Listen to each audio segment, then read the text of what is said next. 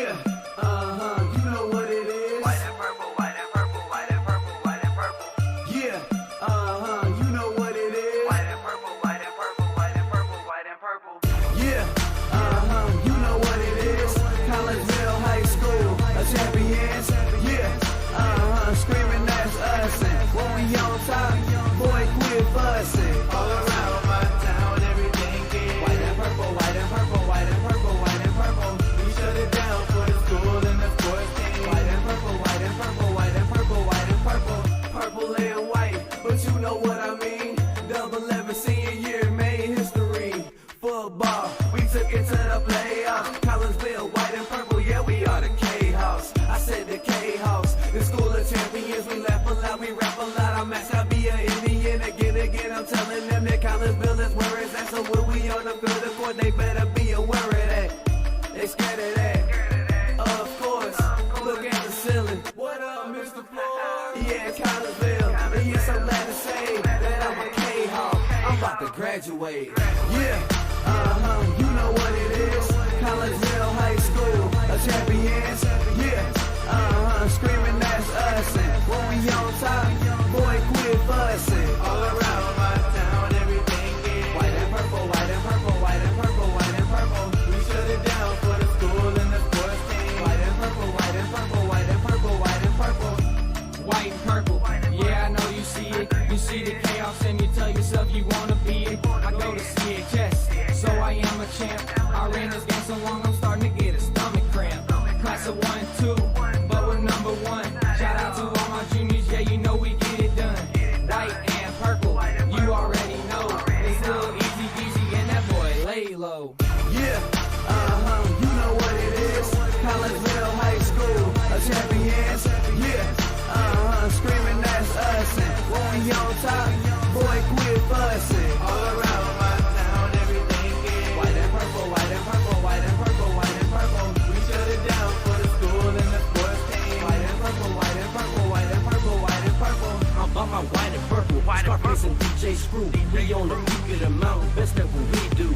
Yeah, we the champs, homie, but we ain't selling shoes. These boys bleeding purple, call us the cheapin' crew. They don't gotta do it big, cause I don't play with sports. I play my cards right, now a good report. When Dub 12 comes, it's time to roll off. I'm the back cause everybody rolling with me, K-Hawks. Yeah, you know what it is. Look, all the freshmen, all the fresh boys. High school champions. Yeah, they know what it is. All around my town, everything is White and purple, white and purple, white and purple, white and purple. we shut it down for the school and the sports team. White and purple, white and purple, white and purple, white and purple. Yeah, you know what it is. Collinsville High School, a champions. Yeah, screaming that's us. And when we on top, boy, quit fussing. All around my town, everything is white and purple, white and purple, white and purple, white and purple. We shut it down for the school and the sports team. White and purple, white and purple, white and purple, white and purple.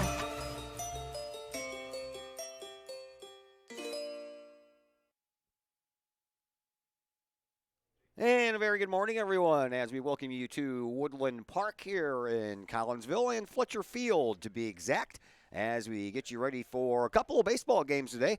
We're going to be split by a little bit of time in between, but we will have 2 baseball games for you today as your Collinsville Kahawks play host to a little round-robin event as they take on the Highland Bulldogs here in game number 1 of the day, and then later on this afternoon they will take on the Salem Wildcats. I'm Todd Duke. Glad that you are taking some time out of your Saturday to spend it here with us on the Kahawk Sports Network as we welcome you in to the Cullip Jennings Florist pregame show.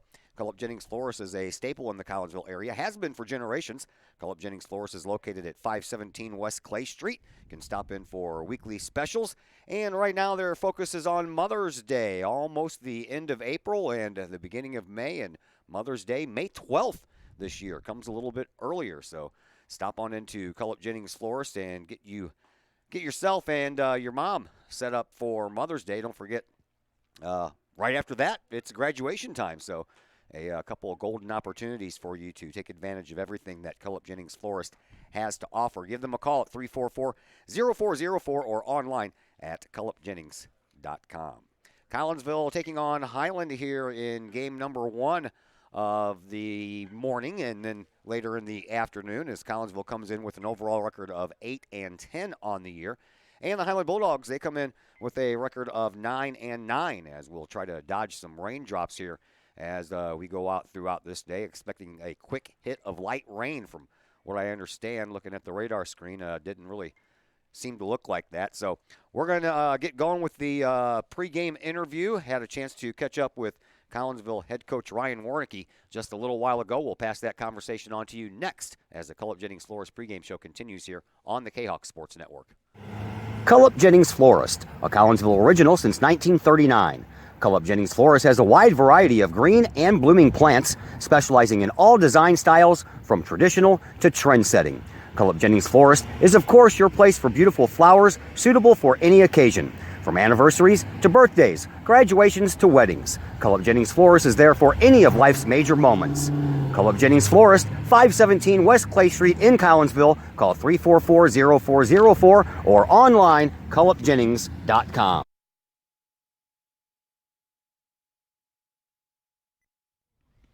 And we welcome you back into the Cullip Jennings Florist pregame show here on the Kahok Sports Network. Baseball time once again. We're going to play 2.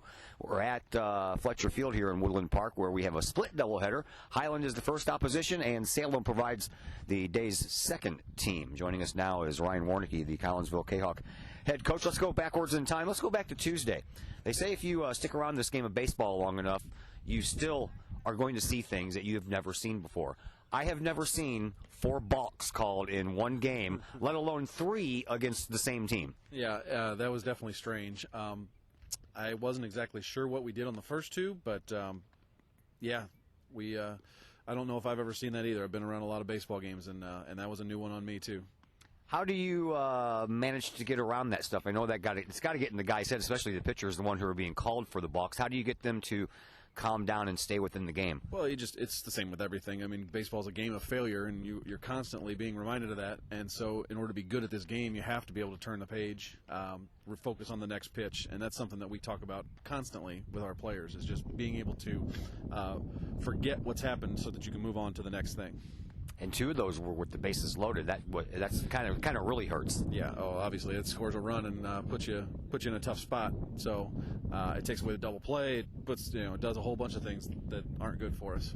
In that game in particular, I think it was to sum it up as best I can, is a game of missed opportunities. Yes. Oh well.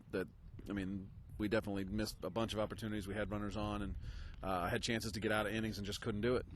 All right, talk to us about last night's rematch. We weren't there, so tell us about it. It was a good game, very good game. Well pitched on both sides. Both pitchers threw strikes. Both teams made plays defensively, and they just outlasted us. Their pitcher outlasted us, and we just couldn't get to them. All right, so that brings us to today. You have a couple of games here against non-conference foes. Kind of strange having this 3-game round robin going on here, and you get the first game and the last game. Yeah, well, the host team does that. The host team will play the first and last game, get a break in between. Last year we played these same 2 teams in Highland, and we did the same thing at Highlandsville. This is always their prom night, and so we kind of try to do them a little favor and let them get out of here early. But yeah, we've done this before, and my experience is I've been a part of a lot of these split doubleheaders, and it's just nice to have a little break every once in a while. See some different competition, to not play the same team twice. All right, and the first team you have is Highland, and they're coached by a long time, 27th year, I believe, Joel Hawkins. Yeah, he was my high school coach, actually. I played for him, and I actually coached with him for a couple years, so I have a lot of respect for him. He does things right there. They've got a couple of state championships to prove it, so I have a lot of respect for that program over there. You guys have played each other a lot over the last few years, a lot of doubleheaders, so this is a team that you kind of know pretty well. Oh, yeah. I know a whole lot about him. Like I said, I played for the man, and I know his style. I know what they're going to do. It's just a matter of getting our kids ready to prepared for what they do.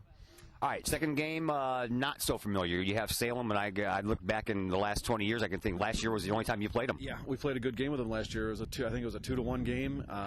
The game was over in about an hour and 15 minutes, and both pitchers just threw strikes, and nobody could hit. I just remember it being a real quick game. So yeah, I don't know really don't know anything about them this year. I just know they're going to be a solid team. All right, so your team, what are you looking for today out of 2 games in one day? Just make plays, throw strikes, make plays. and make it look like baseball.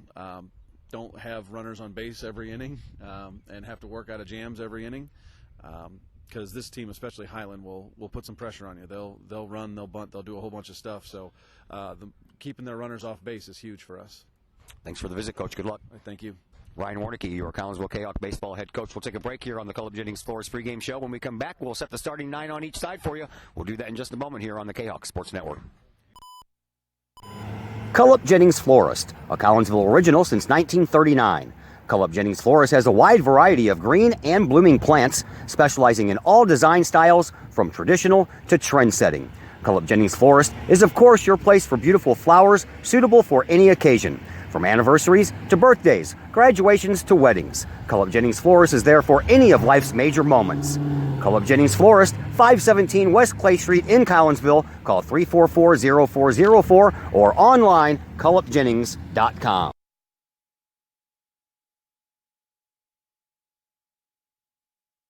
And we welcome you back to Fletcher Field here in Collinsville. All right, you're going to have to bear with us here for a little while, folks. We got some rain. And unfortunately, it is blowing right into the booth and all over my equipment. So I am taking precautions here to cover my stuff up with a trash bag. And we'll have to go from there. Paperwork's all wet too. We're off to a rip-roaring start here today, folks. So you're just going to have to bear with us here. I do have lineups. But as I was getting ready to tape down all my paperwork, the rain started to come in the booth. So, switch gears, go with the flow, and hopefully these weather people are right for a change.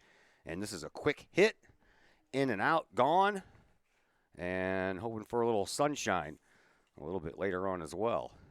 Because right now it is unseasonably cool, to say the least. All right. Two head coaches are meeting out at home plate. I guess we'll get going here in a little bit. Rain is very light. It's not going to pour or anything, but fine folks down below me here have their umbrellas out. They're ready to go. We'll try to work through this the best we can, because when it's time for the end of the inning, I need to play my commercials, and that's going to be a little difficult with everything covered in a trash bag.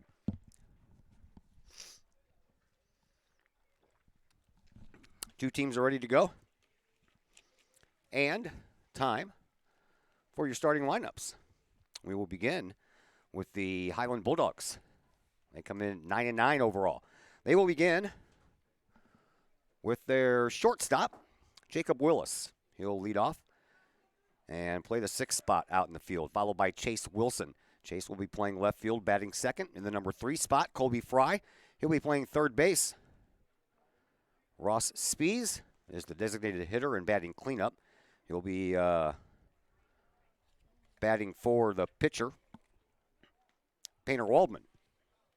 After Spees, in the 5 spot, Carter Wigman, right fielder, followed by Kyle Schlater, playing second base. Tyler Warner bats in the 7th spot, plays first base. In the 8th spot, Cody Blackburn, he'll do the catching. And Landon Astringer will bat in the 9th spot for Highland, and he will play center field. For your Collinsville Kahawks, they'll lead things off in the bottom of the first with Noah Scrum. Noah playing left field today. Jake Holton bats in the number 2 spot, plays second base.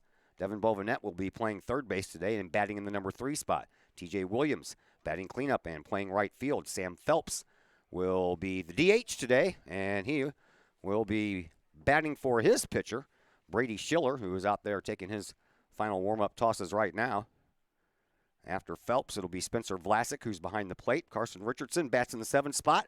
He plays first base. Camden Fry plays shortstop and bats in the 8 hole. And then Kyle Moore rounds out the starting 9 for your Collinsville Kahawks, and Kyle will be playing center field. So there are your starting lineups. Hoping my sheets with my averages and stuff, I can still read them after they got all wet. At any rate, Brady Schiller on the mound for Collinsville. This is his 10th game. This is his third game started. He has a 3-1 record, and in 20 innings pitched, he has an ERA of 6.65. That includes 18 strikeouts to 16 walks on the year. So I would imagine that young Mr. Schiller out there would like to see an uptick in the Ks and a little downward swing in the base on balls category. Collinsville in their home white uniforms, purple caps, purple numbers on the backs. The word Kahoks written across the fronts of their jerseys also in purple as Vlasic throws down the way to second base. Camden Fry, shortstop, taking the throw. And the Highland Bulldogs are today's first opposition. And they primarily are a team of red, black, and white, but they're wearing their white baseball pants and their black jerseys with the word Highland written across the front in red. Numbers on the back in red. Here's the first pitch, high and tight to Jacob Willis. And we are underway. Willis, 326 batter so far on the year with 7 runs batted in, including 1 home run. Schiller's ready with the next. This one's a strike, 1-1.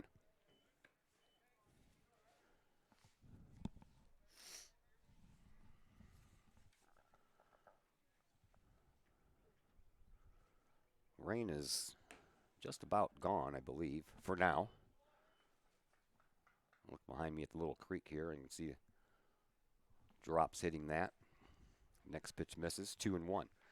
Schiller's ready to go. Next one to Willis on the way. Swinging a high fly ball. Noah Scrum on his way back. He circles, and in front of the warning track, he hauls it down for out number 1. Long first out of this game off the bat of Jacob Willis. That'll bring up Chase Wilson. Wilson batting .313 on the year. 13 runs batted in.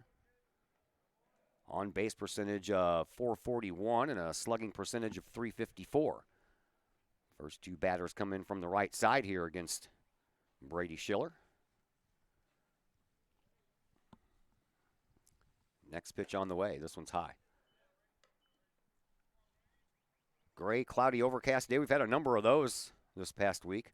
Pretty much rained all day Wednesday and Thursday. Beautiful day yesterday. Next pitch down low. 2-0.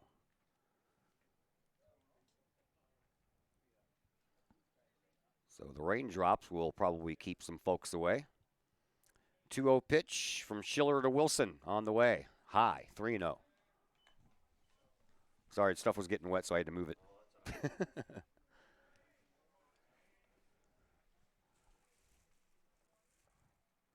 Josh Hartle's in the house. I made it. You haven't pitched much. A fly ball out and a walk.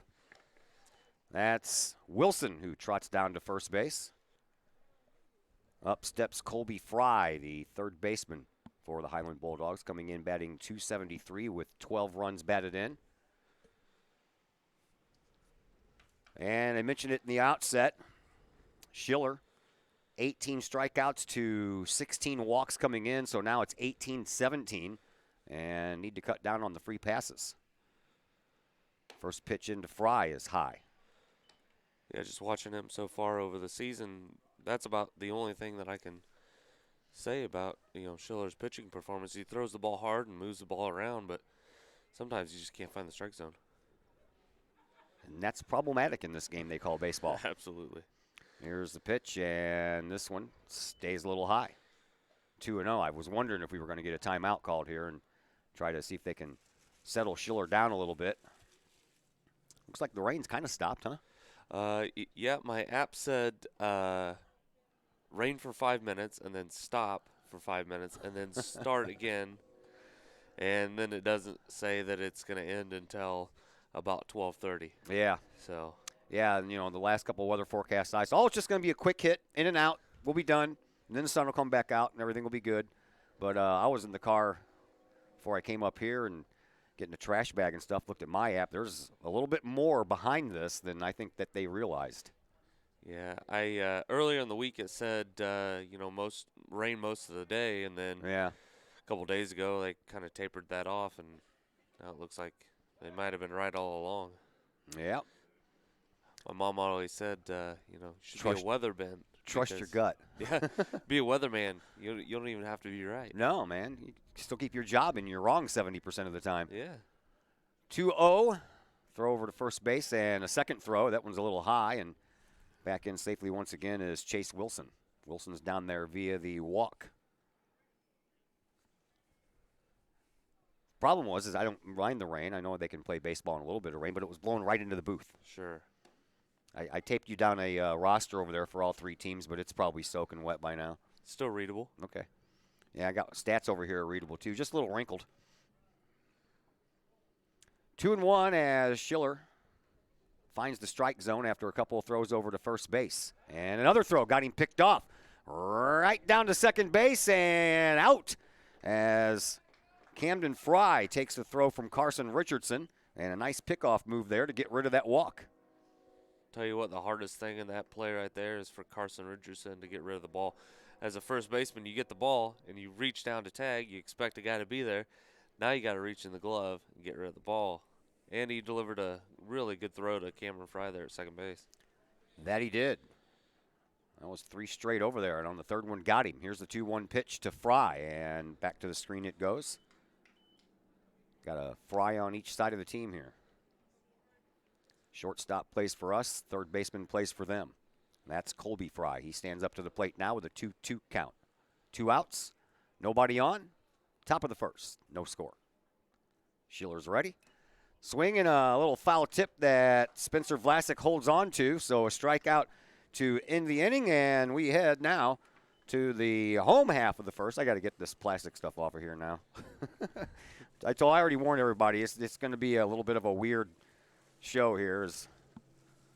You got to take the plastic off and get things going on here. All right, back with the bottom of the first in just a moment here on the Kahok Sports Network.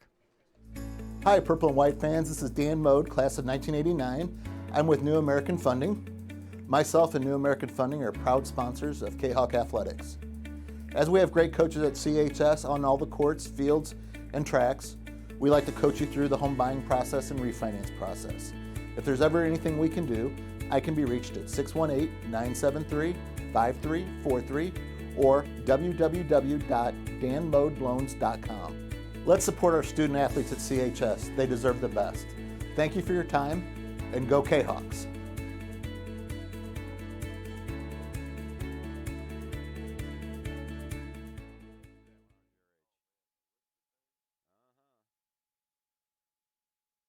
Back at Woodland Park, Josh Hartle, Todd Duke with you. We head to the bottom of the first. No score after 1/2 inning by Highland. They come in at 9-9. Collinsville 8-10, and Collinsville in the middle of a 3-game losing streak. Trying to snap out of that today. Dropped a heartbreaker last night. Extra innings at Belleville West.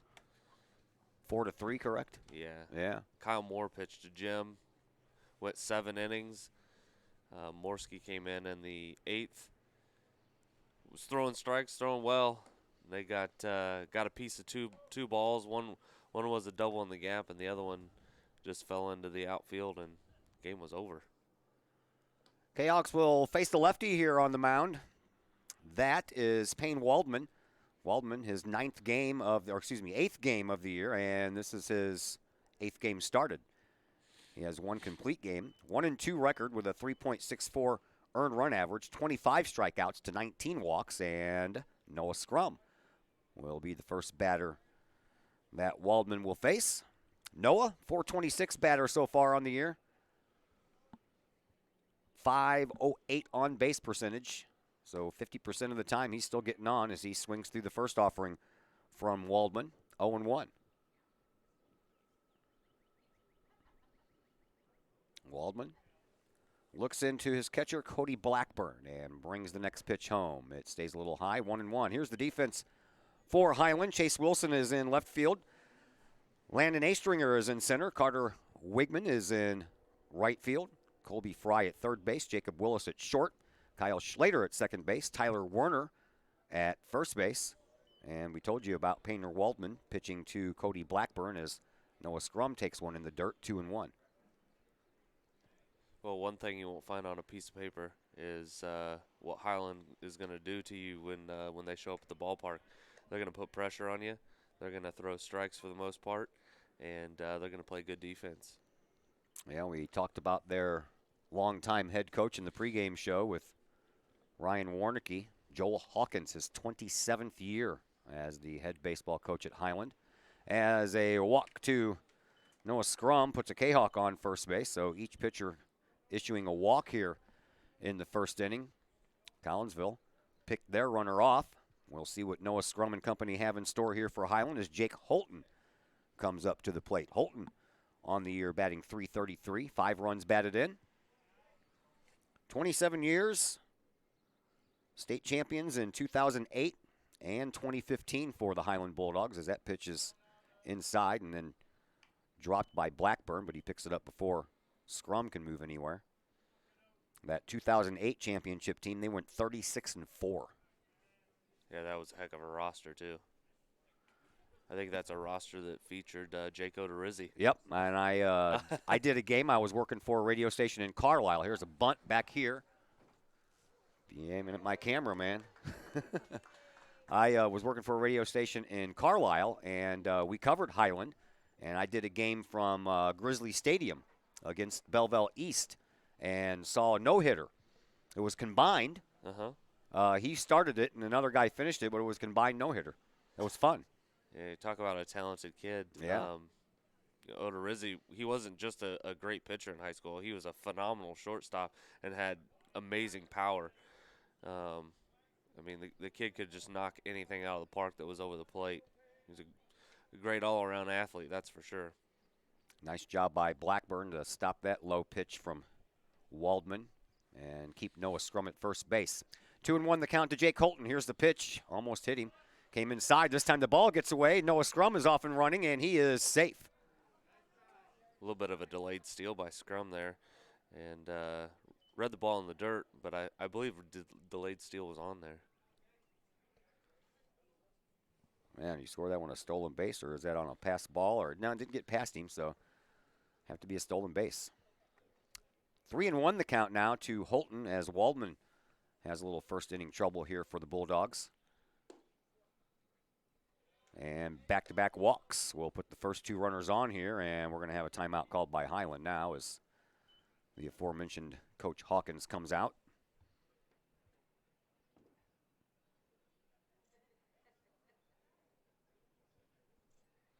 I don't know if Coach Warnicki mentioned how big of a game this is for him personally. He was a part of this Highlands Highland staff, and got a chance to play under Coach Hawkins and coach with him a little bit, and so he may not say anything about this being a real big deal for him, but I know this game's a big deal for him. Yeah, he totally gave Coach Hawkins all the respect in the world during the pregame show.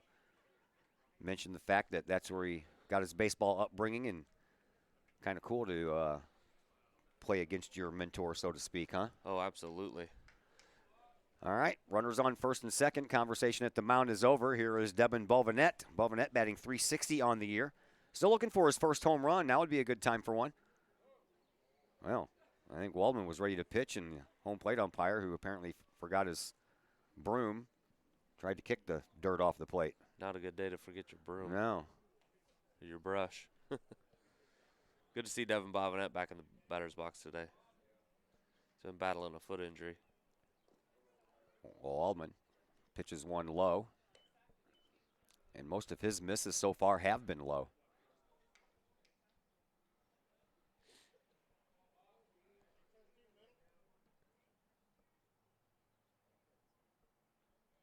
Next delivery on the way. That gets away, and both runners move up. From where I stand, the home plate umpire kind of covers part of Bovenet's body. I thought for a minute that might have hit him, but I guess not. So a wild pitch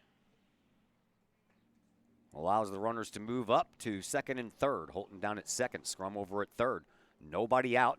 Balvanette with an RBI opportunity here. He has 16 on the year. Swinging a shot down the third baseline right over the head of his head coach, who tells him to get it on the other side of the white line. For being so early in the morning, Coach Warnicki looked pretty good down there. Yeah, Out of the way. not bad reflexes. Maybe he had a couple of cups of coffee. Or watched some Matrix last night. That was, yeah. 1 ball, 2 strikes to count to Balvanette. Pitch off speed, stays high. 2-2.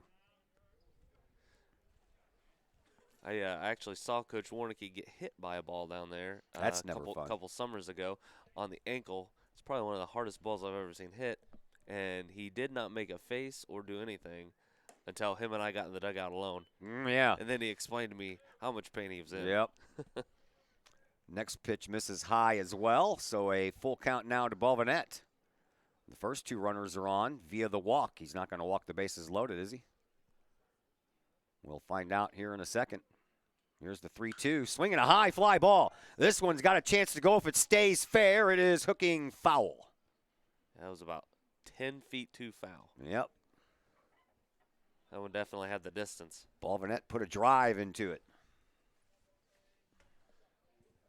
Got handcuffed just a little bit on that pitch. Pulled the hands in a little too close and was able to pull that one just foul. Another 3-2 pitch coming. Swinging a high fly ball to center field. Back goes the center fielder, A-Stringer. He's underneath it and has it. Scrum tags from third base. He'll make it in home without a throw as Holton stays at second base. That's a productive out. Yes, it is.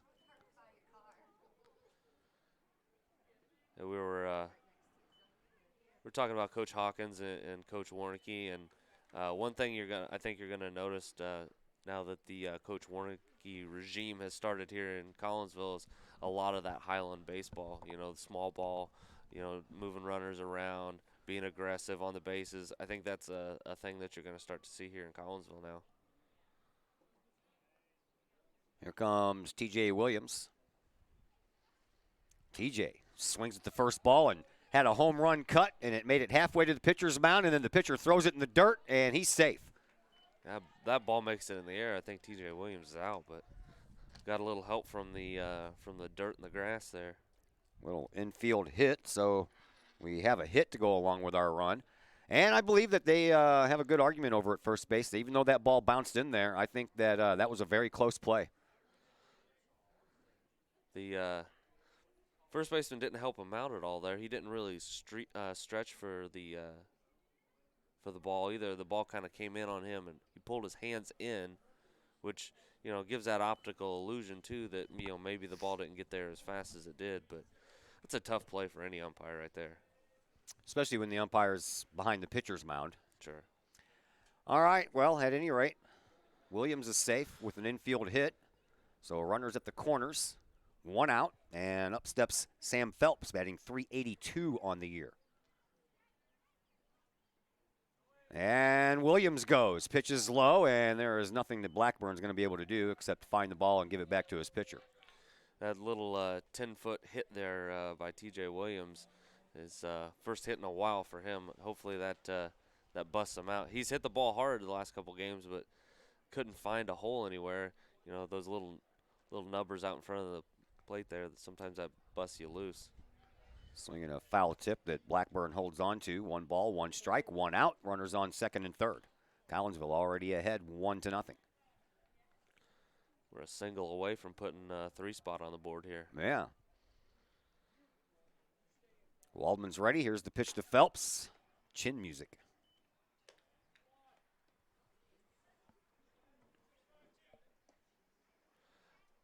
On a day where you have a doubleheader, this is not something that Coach Hawkins wants to see. He is fuming in the dugout. Waldman brings it high. 3-1. Yeah, Waldman's struggling out there. He has been since the first pitch. Yeah. I don't think when Coach Hawkins woke up this morning to have his coffee that he dreamt that he'd be warming a guy up in the first inning. Yeah. And that they are. Waldman's ready with the next. Swinging a high fly ball. On the run is Chase Wilson out in left field, and the shortstop, Jacob Willis, comes all the way out. and makes the catch. And everyone stays put. Does a great job getting the ball in the infield, too. I thought for sure that ball took him into foul territory, but I thought for sure if he made the catch, the Holton would still be able to score, but he got the ball in like in a shortstop style jump throw into the plate and was able to hold Holton at third. Well, here's Spencer Vlasic if Collinsville wants to add to this one-run lead. Kahawks had second and third and nobody out. Now second and third, one run home, and another little T.J. Williams special in front of the plate. And a turnaround throw to Blackburn. He throws it over the head of the first baseman, Werner, and both Holton and Williams come around to score. That's a costly error right there. Yeah, so 2 screamers in the book, put 2 Kahawks on and drive in 2 runs, right? Yep. When you look in the box score, it's going to say base hit, 2 RBI. Yep. No, it's going to say base hit and an error and an RBI. I'll give him the first one. yeah, you got to give T.J. Williams a hit, though. Oh, yeah, I did do that. It's starting to rain again, isn't it? Yeah, I think this is going to be a theme today. Yep. See the umbrellas starting to pop up.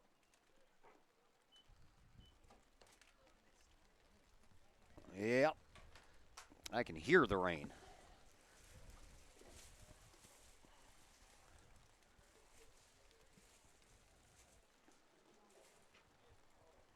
Okay. What did I miss? Anything? Nope. You missed a pitch. That was a strike right there. 1 ball, 1 strike.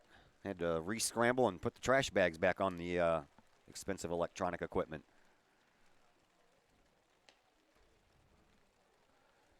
This is Carson Richardson. He takes one high, infield pop-up. On the run is the second baseman Schlater, and he is underneath it in front of the pitcher's mound. So the inning comes to a close, but not before Collinsville puts 3 runs across off of a couple of base hits and helped out by a few walks as well. We head now to the top of the second inning. We're going to try anyway. Let's see. Where's my mouse? There we go. I know this is like just prime time stuff, isn't it? We're back in just a moment here on the Kahok Sports Network.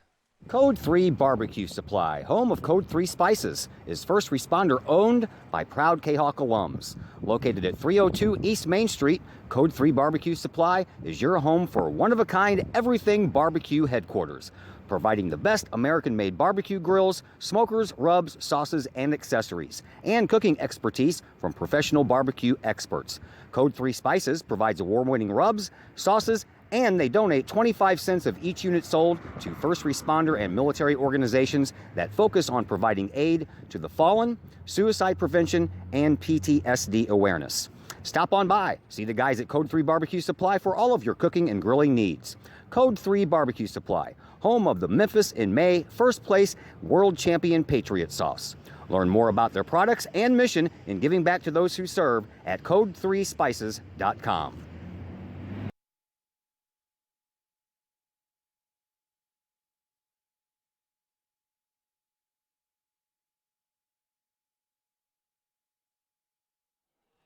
All right, we're back. Trying to keep things dry.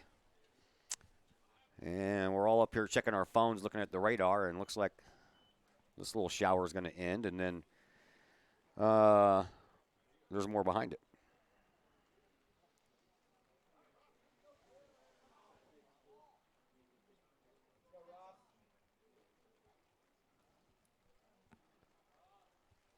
All right. Schiller back on the mound.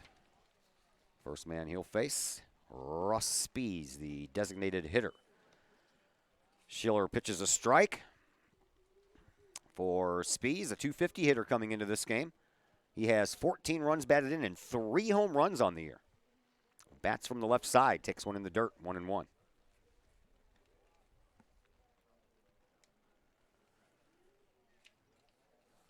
We're in the second. Collinsville puts up 3 in their half of the first. Schiller trying to make that lead stick and stay right where it is, as this one is fouled back behind us off the bat of Russ Spees. The DH, it'll be Spees, Carter Wiegman, the right fielder, Kyle Schlater, the second baseman, if anyone can get on. first baseman Tyler Werner with a chance to bat. Schiller's hoping he'll lead off the next inning. Pitch, swing and a foul back to the Highland dugout area.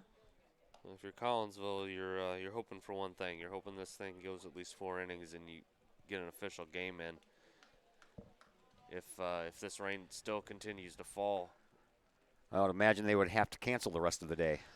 I would think so. But then again, you never know. Nope, you sure don't. Not in these parts. If you wait around long enough, it might snow. I hope not. It snowed in Chicago this weekend. I know. And it's a lot of snow.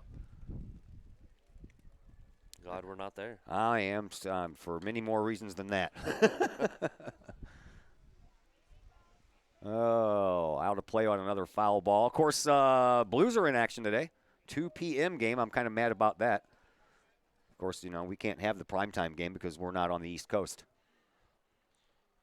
I would have loved a night game that I can go home and watch and hang out and have a nice Saturday night. Here's another 2-2 pitch. This one's low. 3-2 the count to Ross Spees. I am recording it, though, so I probably, at some point, somebody will tell me what's going on. If I'm here, I'm sure people down here will be watching it on their phones, and Blues score, and everybody starts screaming when nothing happened on the baseball field. I'll know. This has been a game full of walks so far.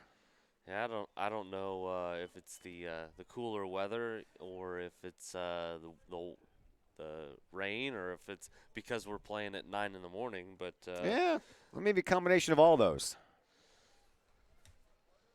At any rate, second walk issued by Schiller. Waldman issued 2 walks in his first inning of work. And a strike over the outside corner to Carter Wigman, the right fielder. Wigman batting .291 on the year, 16 runs batted in, and a couple of home runs. They have 6 home runs on the year, and 3 guys are responsible for them. The man at first base has 3. Pitch, swing, shot down the line. That one's going to stay fair, and that one's going to go all the way to the corner. TJ Williams cuts it off, falls down in the wet grass, and stopping over at third base is Ross Spees as Carter Wigman gets a double. Well, this looks familiar. Looks a lot like what Collinsville had on base last inning. Yep. Runners on second and third. You know what I really hate is when your score paper gets wet and then you go to write on it with a pen and you just rip right through it. Here's Kyle Schlater, second baseman for the Highland Bulldogs. Schlater batting .216 on the year. Has a RBI opportunity, maybe 2, with a well-placed hit. Here's the first offering from Schiller to Schlater, and it's in there for a strike. Well, the rain stopped. Yep. We'll say that and say it started about 10 more times. That's a couple of quick hits. That was a real quick hit. Yeah. Swing and a miss. Good pitch by Brady Schiller there. Had Schlater way out in front.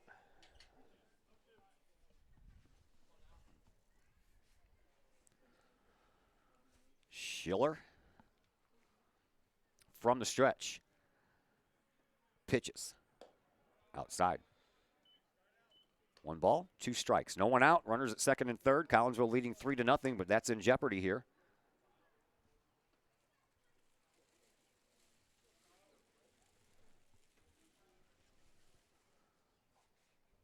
Schiller ready with the 1-2. Swing and a miss. Big strikeout right there. Sure was. Second strikeout of the game for Schiller. Big first out of this inning, and that'll bring up Tyler Werner, the first baseman. Werner batting .176 on the year.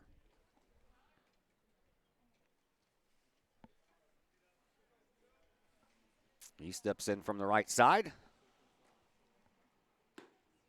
and looks at one outside. Somebody needs to give that stat to Brady Schiller so he can throw something over the plate. Uh-huh. Yeah, Werner. This is just his 18th plate appearance on the year. Next pitch. That one hits the outside corner, almost in the same spot the one was called a ball previous. Yeah, I think the last one took Spencer Vlasic's glove more toward the Highland side of the dugout, and sometimes when you don't stick that catch, that pitch gets taken away. Here's the next offering. Swing and a miss. Schiller maybe has found his groove. You got to hope so here. 1 ball, 2 strikes to count. Another strikeout would be huge. Runners get their leads from second and third. And Schiller's ready with the 1-2 pitch to Werner. Strike 3 called on the inside corner. Well, 22 outs. Spencer Vlasic turned around to give the umpire the baseball, and he's like, nope, that's just 2, man. At least you didn't flip it out in front of the Yeah, mound. exactly. Game awareness, sir. Game awareness. I'm with Spencer, though. I think that should have been 3 outs. Yeah, sure. Here's Cody Blackburn. Blackburn. Do we really want to let everybody know what Blackburn's hitting on the year? Probably not. It's probably pretty gaudy, isn't it? .050. Whew. He is 1 for 29. That 1 hit, RBI. Well, at least it was productive. Yes. Productivity, 1,000%. 1-1 to Blackburn. Got the body build of a catcher, doesn't he? Yeah. But, hey, you know what? Yadier Molina wasn't a great hitter either. Oh, no. Not early on, at least. No. He's got time, right? Right. It's a work in progress. Outside, that paints the corner. 1 ball, 2 strikes, and Schiller is 1 strike away from striking out the side and getting out of an inning that started with a walk followed by a double. 1 ball, 2 strikes to count. Here's the pitch. That's a called strike 3, and he does just that. Back-to-back called strike 3s. He strikes out the side and ends the threat right then and there. Nice job by Schiller. We head to the home half of the second inning. Collinsville still leads 3-0. Sloan's Pub House in Collinsville. Sloan's Pub House is now into their 2nd year of operation on Main Street in uptown Collinsville. Sloan's Pub House offers daily lunch and dinner specials that feature homemade pizza, burgers, sandwiches, salads, and more. Sloan's Pub House offers a great variety of craft libations for you adults, as well as a great brunch on Saturdays and Sundays. Sloan's Pub House, 119 West Main Street in Collinsville. Call 855-9100 or online, sloanspubhouse.com.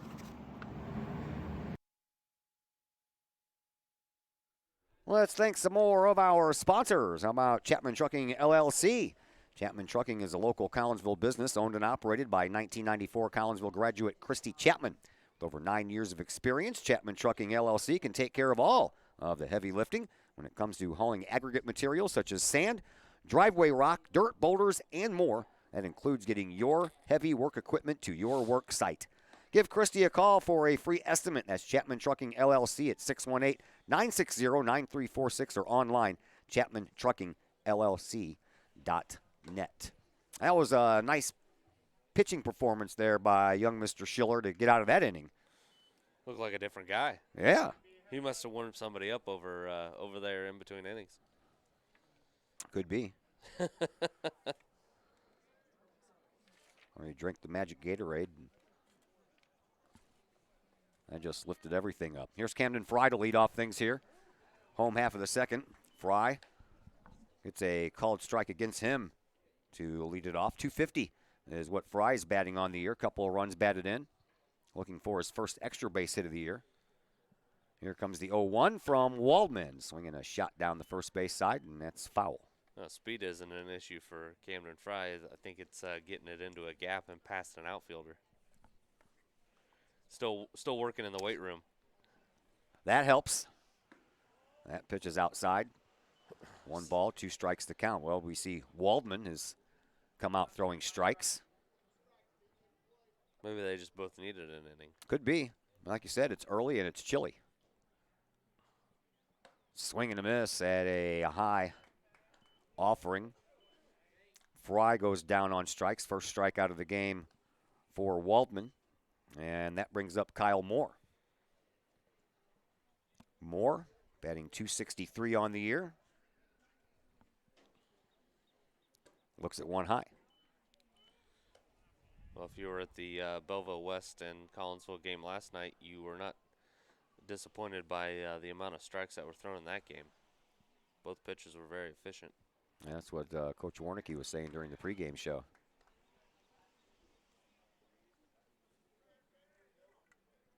I was at home meeting with the folks from Tiger Plumbing, Heating, and Air Conditioning. Those are always fun meetings. In the dirt on the next pitch, 2-1. We got our furnace and air conditioning inspected last week because, you know, it's coming up on summertime. And didn't realize it, as that one stays high, that our unit was 26 years old. I know. That's old. That is old. Been lucky then. Uh-huh. So we decided that before our luck ran out, we would go ahead and take care of that situation. So Monday, we are getting a new unit installed. High fly ball out of play over us. We are, not only that, we're getting a new hot water heater too because it's 16 years old. So we're getting the whole shebang, that and the all the ductwork's cleaned out too. Pick up another job? No. Or they get you a good deal? Here's a long fly ball. That one's going to hook foul down the third base side. Yeah, they got us a good deal. That's awesome. I'm going to be talking to those folks about advertising with us next year. Because I like them. I liked everything they had and everything they did, and it was a nice experience working with those folks. And I'm looking forward to Monday going the same way. Had to take the day off work though. Yeah. Yeah. With service people like that, that's kind of what you have to do. Mm-hmm. Full count. Ball stays inside, and trotting down to first base is Kyle Moore, as Waldman issues his third walk in this game.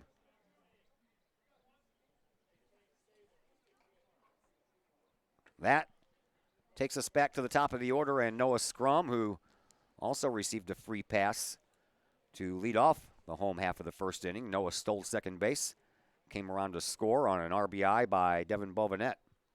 Sacrifice fly RBI. As Scrum holds up but takes a strike anyway.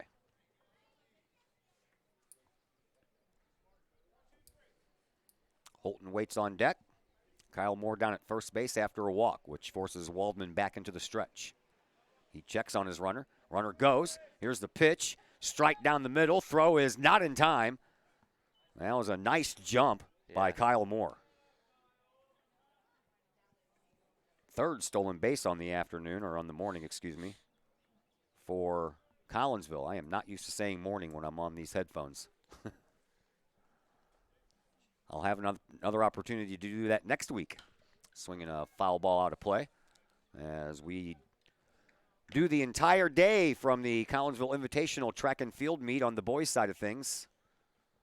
That starts at 10 o'clock in the morning, probably till about 4 o'clock in the afternoon, so a day kind of like today. Bring your lunch. I do. Here's a high fly ball. Chase Wilson out in left field is underneath it. He has it for out number 2.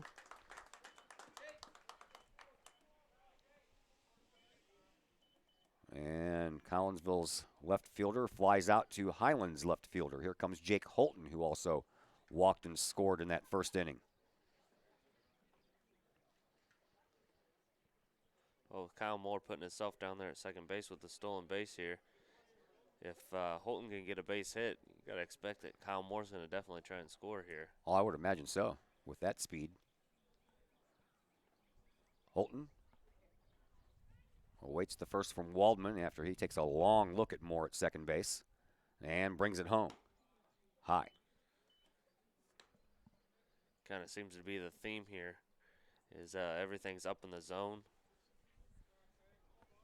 Up and away. A lot of these pitches are up and away. Here's the next. It's in the dirt. I believe Salem is here now. Yeah, I see some green over Unless there. there's just a rare guy in a green baseball uniform. Nope, that's their head coach. Okay.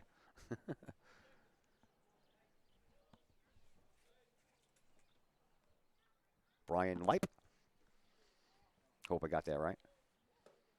It's probably Lippy or something. Probably.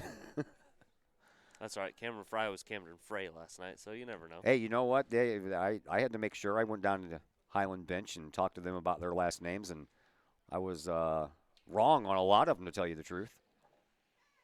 Especially their center fielder, A-stringer. His last name begins with an O.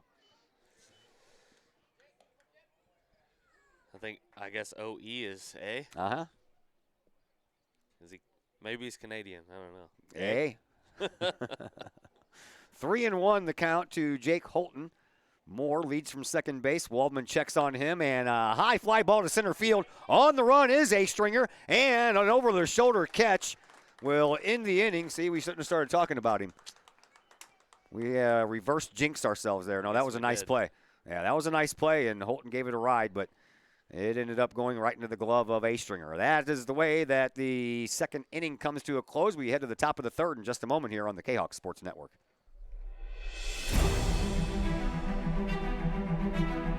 At Visionary Wealth Advisors, we empower you to see your future before it's your future,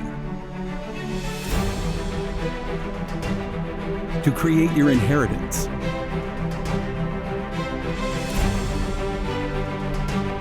to build your vision, to anticipate the known and unknown, and to find potential in both, and build new dawns. Visionary Wealth Advisors.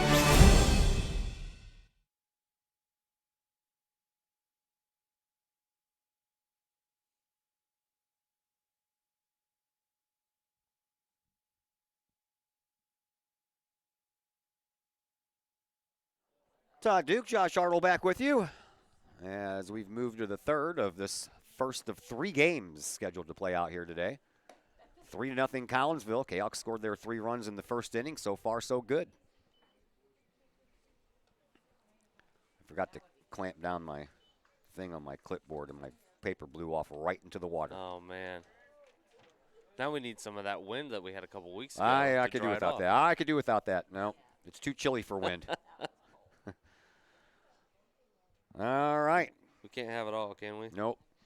The number 9 man in the order for Highland will lead things off. That is Landon A-stringer, who just made that nice catch out in center field to end Collinsville's inning. He swings at the first pitch, grounds it to shortstop, and a nice job by Camden Fry.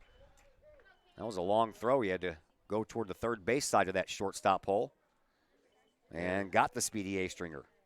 And Highland head coach is not happy with this first baseman today. Or first base coach, I guess. Or first base umpire. Jiminy Christmas. And it's early. Well, he's not happy with a bunch of people. No, he's just not happy. Here's Jacob Willis. Willis flew out to Noah Scrum in left field to start today's festivities. Well, I'm not angry with any of them. I'm not angry at anyone either. Strike right down the middle from Schiller, who has settled down since he issued that walk to the on-deck batter Wilson in the first. He's got that breaking ball figured out now. Next pitch. That stays a little high. Good placement, though, right down the middle. Yeah, not much. Yeah. Missed by much. Vlasic froze it there. I think Spencer wanted that pitch. 1-1. That one's inside and low. Not very windy. American flag, some movement down there in right field, but not a lot. Not like, you mentioned things stiff, and ball that starts in fair territory ends up in foul territory. And I'm talking a pop fly on the infield. Yep. Ends up in the street. 2-2 now the count to Willis. And a called strike on the inside corner. That is 4 strikeouts on the last 5 batters, 3 of them looking. 3 of them have been the same pitch. Yeah. That breaking ball on the inside corner looks like it's going to hit him in the hip. Comes right back in across the inside part of the plate there. 4 strikeouts now on the morning for Schiller. It is still morning, right? Yeah, so far. All right. Yeah, it's not even 10 o'clock yet. I think the other game is, you can say, afternoon. Okay, yes. Yeah. It'll be more normal. We'll get to take a nap in between. Here, yes, and food. Chase Wilson, who walked and then was picked off in his first at bat. First one misses, second one hits the outside corner, 1-1. As Brady Schiller and the Kahawks look for their first 1-2-3 inning. Swing, chance for Holton at second base. He scoops it and throws over, and that's exactly what we have, a 1-2-3 inning. We head now to the home half of the third inning. Kahawks still lead by a score of 3-0. First National Bank of Waterloo. Visit First National Bank of Waterloo in O'Fallon for your mortgage and lending needs. Why? Super low closing costs, low construction loan rates, and they do so much to support our local communities. When you need a loan, come see Bill Metzger at First National Bank of Waterloo. Call Bill at 618-632-1010 or visit him at 104 Regency Park in O'Fallon or online fnbwaterloo.com. That's my bank, member FDIC, equal housing lender.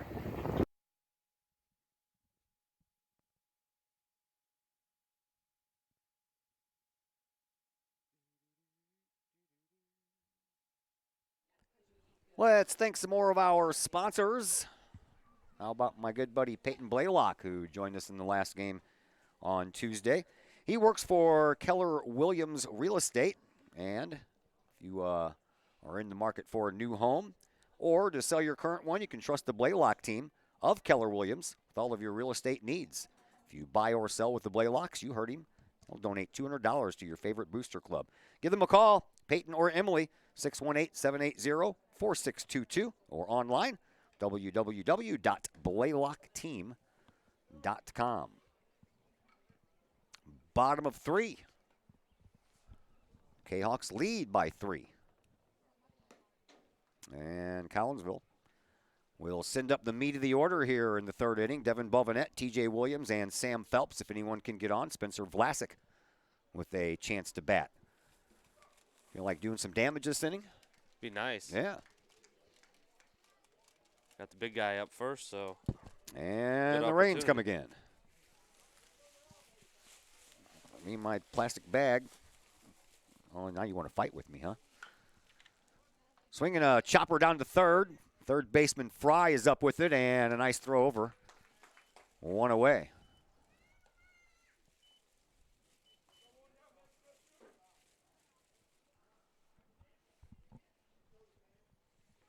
And that will bring up TJ Williams.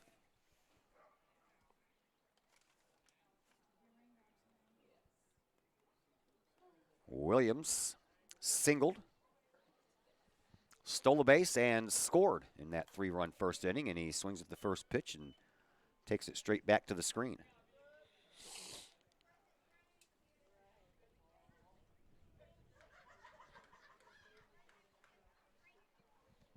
Waldman ready with the next. Swinging a foul ball out of play. So after across the street. After that little one out in front of the plate last at bat, TJ is going to hit a line drive here. Saying that one got him going, huh? Yeah, I think so.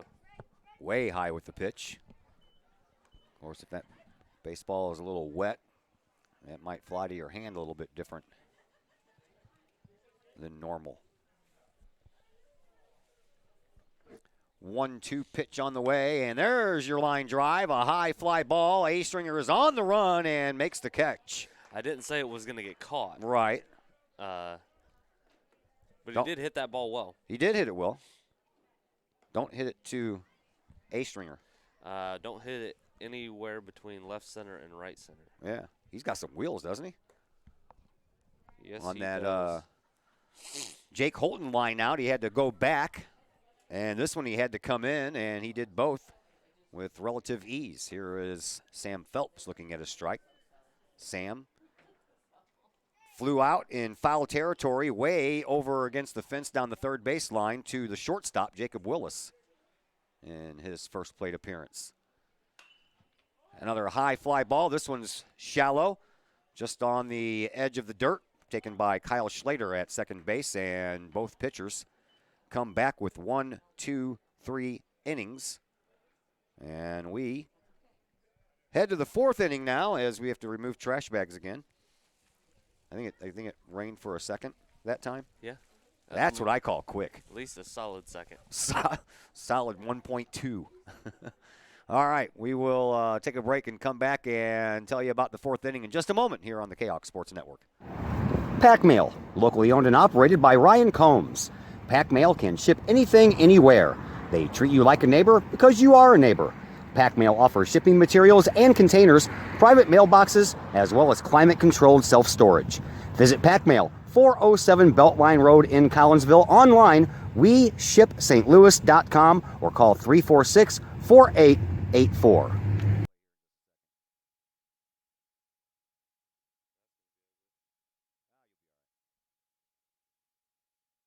Let's thank the City of Collinsville, one of our sponsors. You can check out the City of Collinsville's Facebook page for information on upcoming events.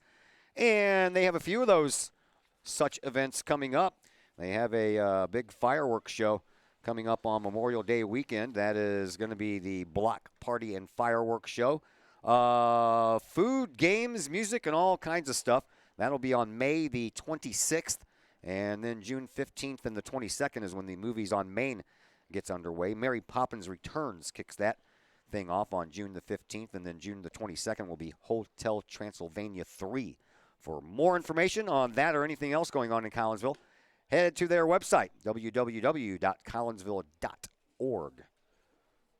As we head to the top of the fourth inning, I'm going to turn things over here just a minute for Mr. Josh Hartle, so yours truly can take a little bit of a break.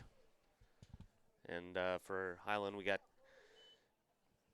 Fry stepping in, third baseman Fry. First pitch from Schiller. The ball a little bit low. Fry struck out in the first inning. And this is his second plate appearance. Second pitch from Schiller catches the outside corner for strike one. 1-1 the count to Fry.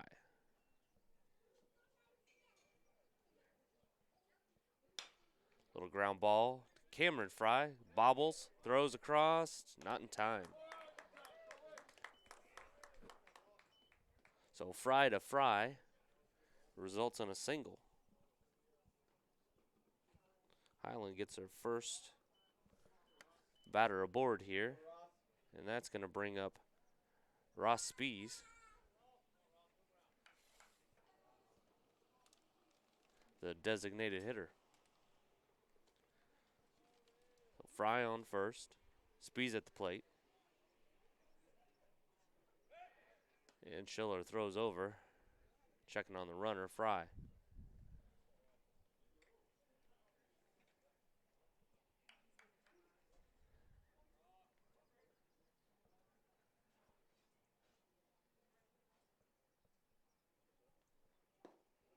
First pitch to Spees is low and away.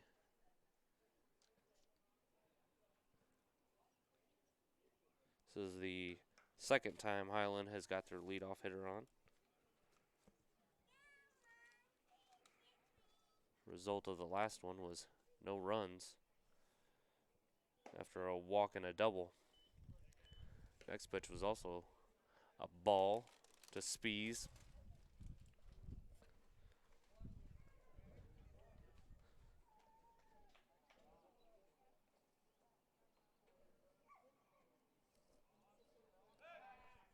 Throw over to first, checking on the runner over there.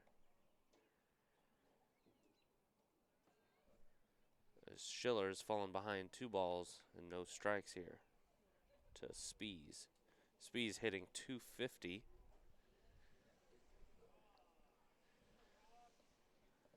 And Highland a chance to make some noise here. Next pitch is right down the middle, and Spees swings right through it.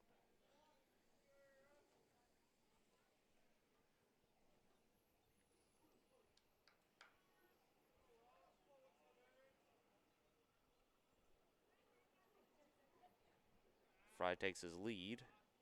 Schiller steps off. Drives him back to the base.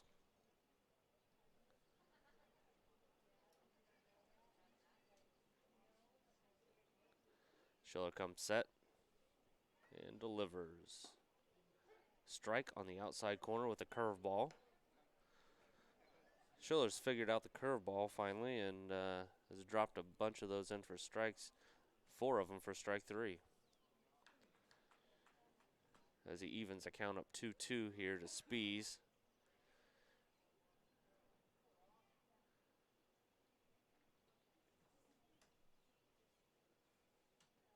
And a foul ball off to the left. Count still even at 2-2.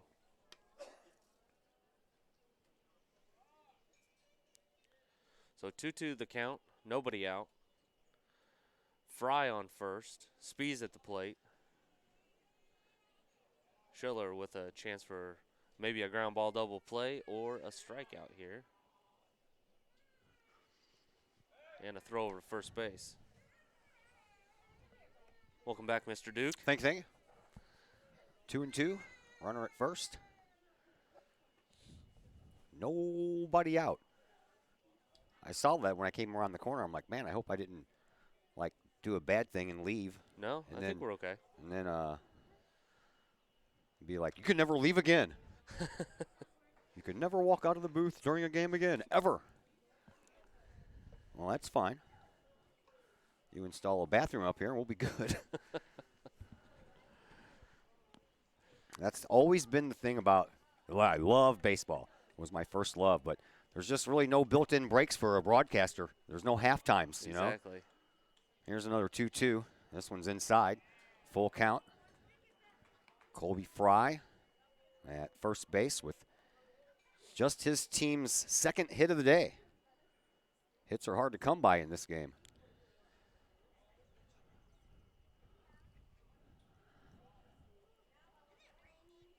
Schiller's ready from the stretch. There goes the runner, swinging a foul ball out of play. So we'll do it all again. Fry will have to go back. Well, the head coach for the Salem Wildcats got here way before his team did. The team just now showed up.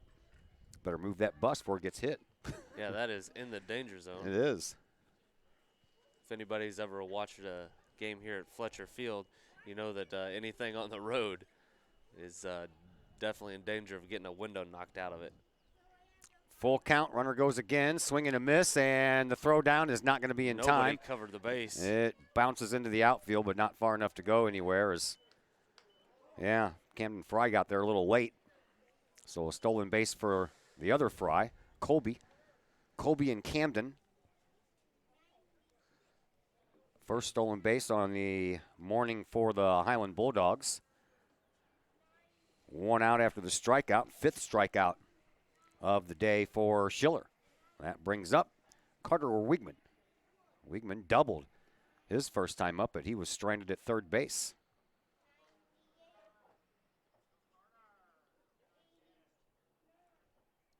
He's a big kid.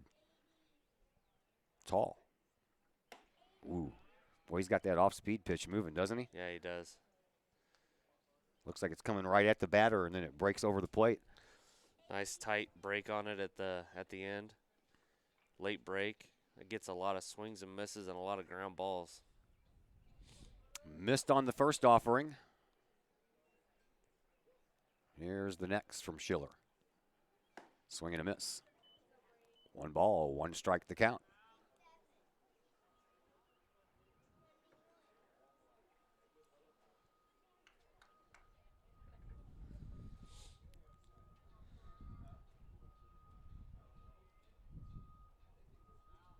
Colby Fry leads from second base.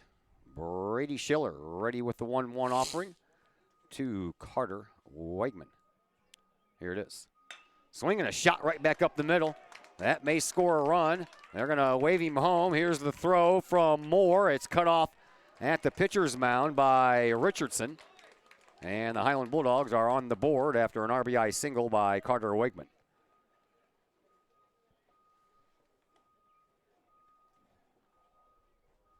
That will bring up Kyle Schlater. Schlater was a strikeout victim his first time up when Schiller struck out the side in the second inning. So 1 out, 1 run home for the Bulldogs.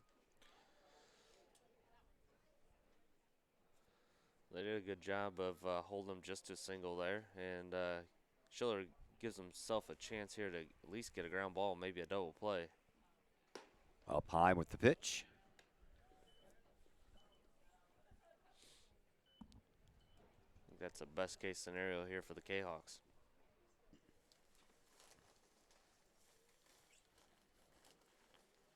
Schiller working from the stretch once again. Here's the pitch.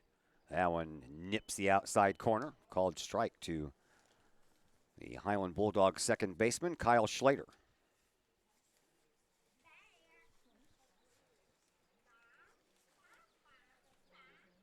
Pay attention to that runner over there at first base. And this count right here. 1-1. That is the count. There he Runner goes. Pitches outside. Throws way off and into the outfield, but that one almost went to T.J. Williams. I know. Carter Wegman stops at second. Didn't realize what had happened by the time he picked himself up off the bag at second base, but that one just kind of left the hand of Spencer Vlasic a little weird off of his fingertips. I think maybe water was a factor in that one too. Could be. Now they're going to switch baseballs. A little bit of a damp ball out there. So an RBI opportunity now for Kyle Schlater.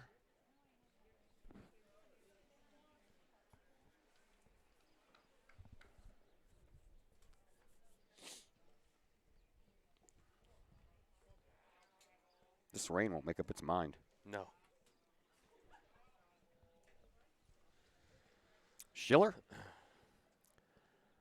ready with a 2-1 offering, and that one just was missed out. right down the middle, but a little high.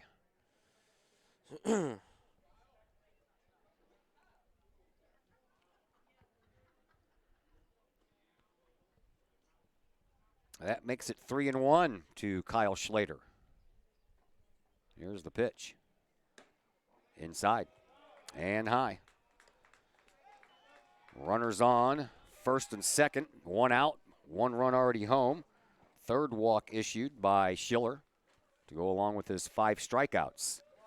Werner was a strikeout victim his last time up. Werner and the guy on deck, Blackburn, both got caught looking at third strikes. And here comes that rain again. Yeah. Well, we've made it to the 4th. Yeah. We just need 2 more outs. Because the rain has picked up. Yeah, this is a little bit different than the other rain. A little nubber out to second base. And Holton underhands over to first. Nice play, throw over to third base, not in time. That was a really good play by Holton there. That's a tough ball to handle. Runner in your way. He's trying to stop because he doesn't know if that ball's going to get caught. There's just a whole lot of action going on there, and Holton did the right thing and was able to flip over to Carson Richardson at third, who almost got the runner to first, who almost got the runner at third. If this rain gets any harder, it's going to actually hit the camera. Yeah, it is. Really picked up here. Collinsville needs 1 out here. As the Salem team heads to the bus to take cover, I think. Here is Blackburn, strikeout victim his first time up, swing, and one back to the screen. So good start to this at bat from Brady Schiller. Jumps ahead in the count.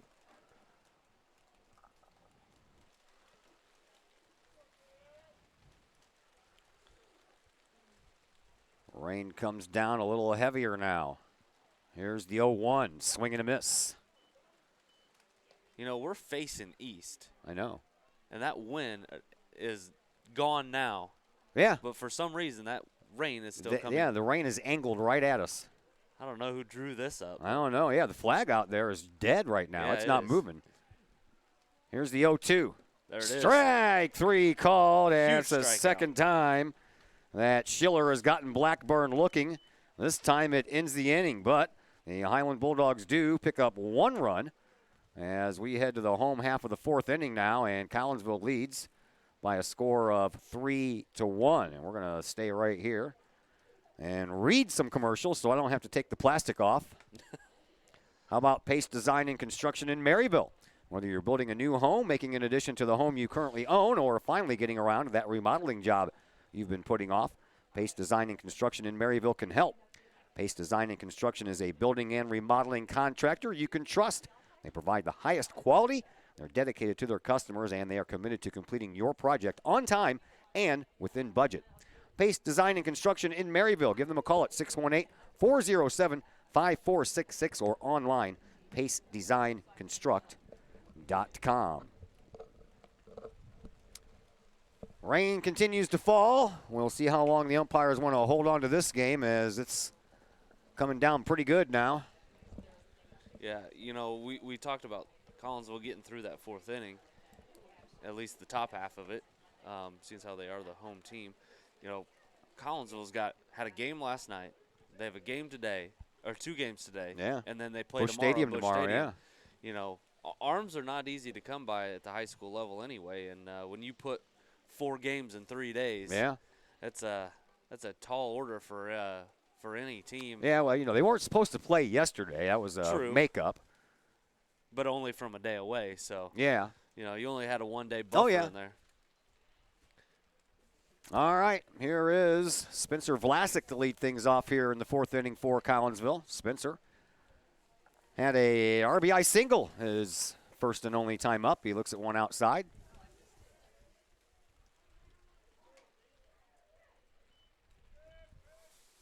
Next pitch inside and low.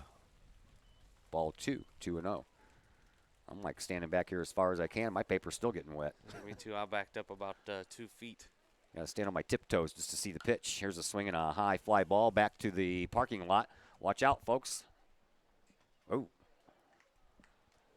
Just as some folks were walking in. I don't know why they're walking in. I'd be walking out. Yeah, I know. We're in the booth. This is nice up here. It's nice enough. At least we're dry. Yeah, I'll take dry. Oh, yeah. Trying to keep my equipment that way as well so it doesn't. Then we'll all be bumming. 3-1 the count to Spencer Vlasic.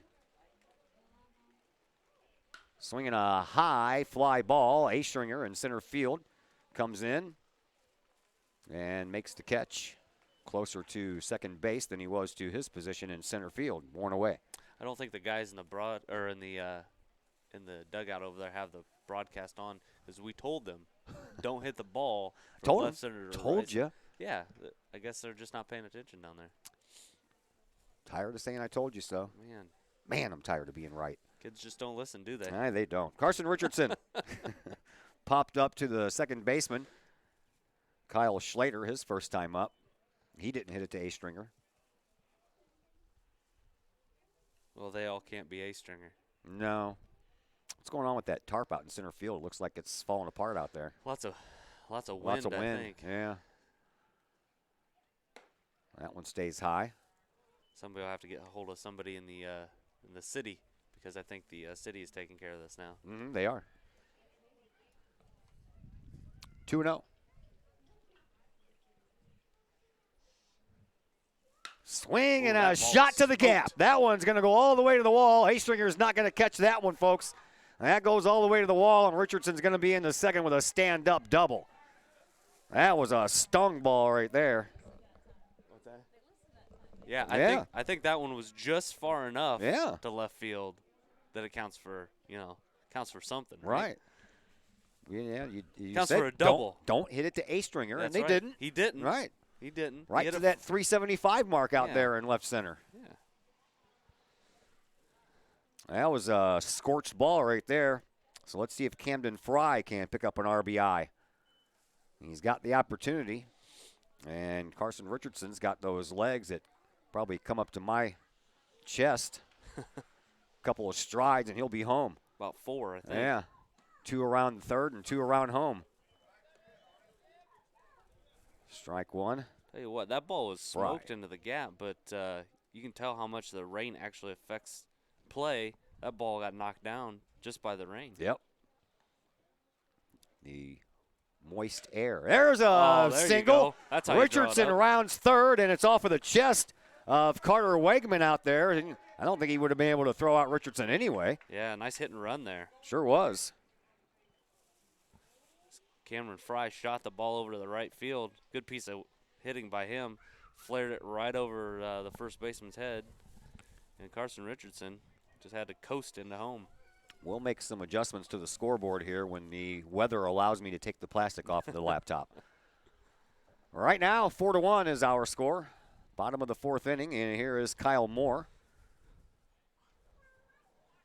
Moore walked, stole second, and then was left there as this ball gets away from the first baseman after a pickoff try between Waldman and Werner, but did not go far enough for Fry to advance.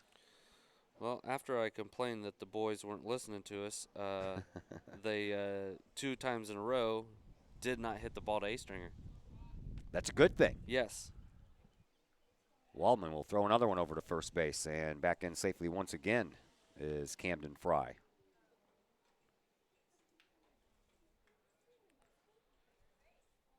Four hits now in the game to go along with the 4 runs for Collinsville.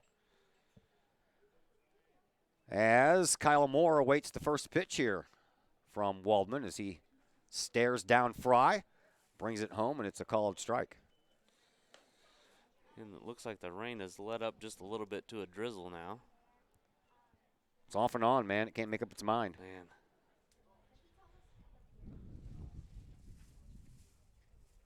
There's a high foul ball back here. I didn't hear a crash, so I guess we're good. Yeah, I don't think there was any cars driving behind us. Yeah, according to this radar screen in my hand, we still got a ways to go before we get rid of this rain. Yeah, a couple more hours of this. Makes for a long day. Man, you ain't kidding. Especially the fans, too. Mm-hmm. Man, you get up and go to the bathroom, and you come back and your seat's wet, and then you got to sit in it. Here is a swing and a miss. Well, that's a little number. I didn't even see him hit it, and then the wet ground causes Blackburn to slip and fall, but he still manages to throw out more down at first base. Yeah, good job being able to get back up and fire that ball down there because Kyle Moore's not a slow guy. He's quick. Well, the wet ground played a little bit with that, and the wet baseball has had a little bit of play as well, and now the umpires want to talk things over. Not sure what they could be talking about unless they're saying that was a foul ball. Or unless they're talking about the playing conditions. Well, because Kyle Moore's still standing here with a bat. Okay, so he's out. Oh, maybe they were wondering if that fouled off his foot, I suppose. Yeah. Yeah, I couldn't see it. I thought it was swing and a miss. I didn't see the ball. Ball kind of disappeared. Yeah. Not until the catcher Blackburn got up. That's when I saw it. So Moore is out. 2 outs in the inning. 1 run home. Camden Fry went down to second on that play. And now back to the top of the order in Noah Scrum. Scrum walked and scored in the first and flew out to fellow left fielder Chase Wilson in the second. Waldman looks in, checks his runner, brings it home. Swinging a high fly ball. This one's going to stay on the infield. Tyler Werner is calling for it over at first base, and right at the first base bag, he brings it in for the final out of this 4th inning. We head to the 5th inning. Let me get my plastic bag off of here again.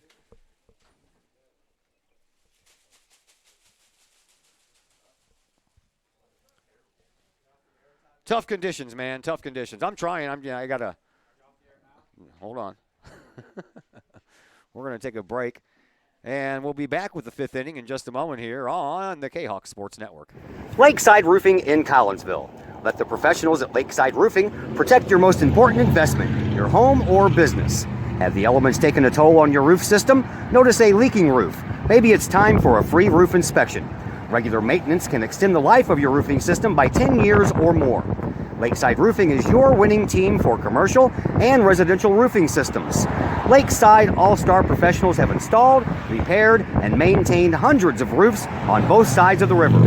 Call Lakeside Roofing today, 618-344-2800, or on the Missouri side, 314-241-5253, or online, lakesideroofing.com. Choose experience, choose Lakeside.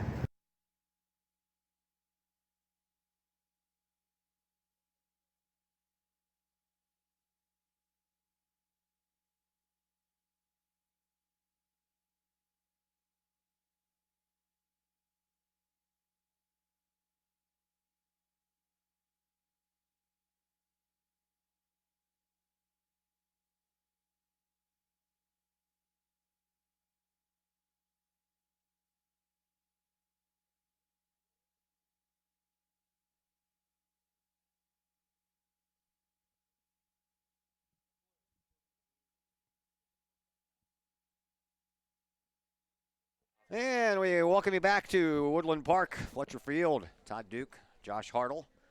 We are in the 5th in a very wet game as the pitch stays high to the leadoff batter. Well, I got to flip my... Celebrity athletic director, soccer coach extraordinaire, Clay Smith is also in the booth. Yes, he is. Checking out some Kahok baseball. Making his rounds. And they tell me he's in charge. I think that's what I heard. Landon Astringer leads things off here for the Highland Bulldogs in the 5th inning. And skies one foul back over our heads. 1 ball, 2 strikes, then back to the top of the order, Jacob Willis, and then Chase Wilson here in Highland's half of the 5th. Well, no, why it's coming down at an angle. Yeah. You know, it's strange. Hardly ever get any rain up here in these booths. There's a swing and a miss, and down on strikes goes Astringer. He's now 0 for 2. And that is the 6th strikeout on the day for Brady Schiller as Jacob Willis, top of the order, comes up. Willis also 0 for 2 with a strikeout and a flyout. Get past the top 4 or 5 guys here with Highland, and they really struggle. Yeah. Schiller seems to have settled down quite nicely, besides giving up that run in the last half inning. You know what it was? Coach Warnke ran out there in the 1st inning, gave him some words of wisdom. Whole game changed. Whole game changed. I think we've talked about that before. You look like a genius when stuff like that happens. Yep. We all know how the other half lives, though, too. Oh, yeah. Yeah. Yeah, you run out there, you say a couple words to them, they come in and pump in 3 strikes, and you walk back into the dugout, and the game, game's over. Yeah. There's a shot down the first baseline. That is foul. Ooh. That ball was hugging the line for sure.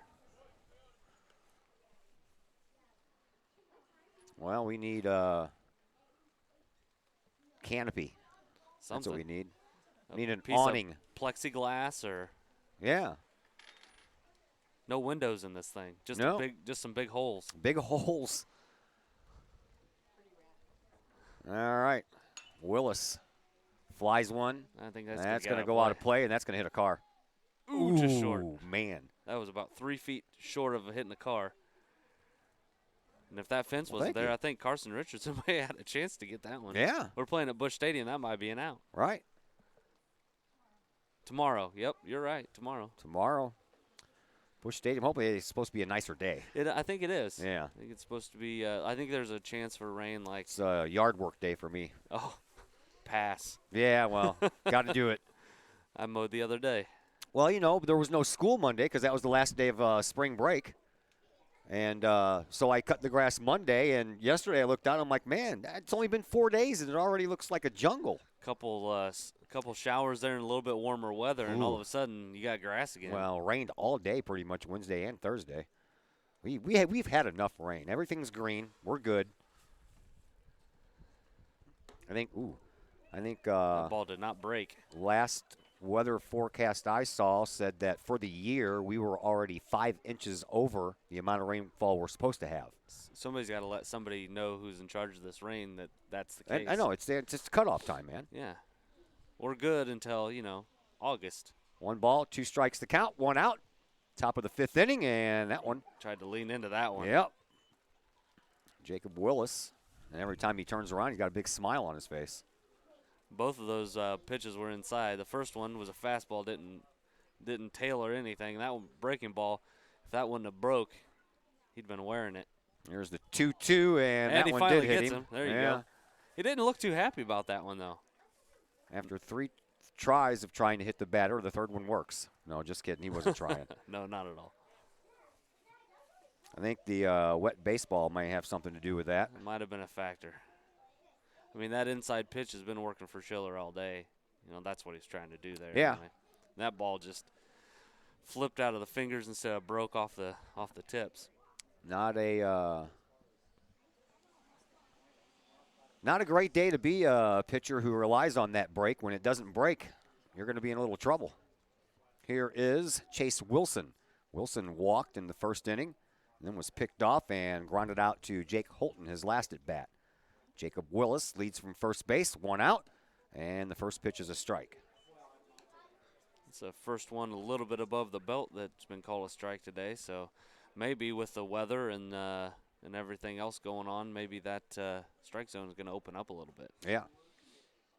We will not have a post-game show after this game. We will have a post-game show after the Collinsville-Salem game. And that ball gets away from Richardson, and down to second base is going to go Jacob Willis. And that'll be an error on Schiller as he threw that one in the dirt. Yeah, if you're Schiller, it's no time to panic here. You've got a 3-run lead. Everything's okay right now. You got an out. Just needs to settle down here and pick up the second one.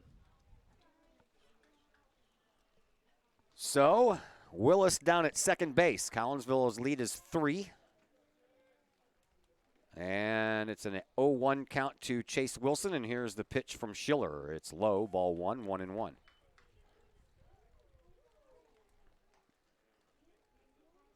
Colby Fry waits on deck. Fry has scored the only run for Highland thus far in this game. Schiller turns around, throws, and back in safely is Willis.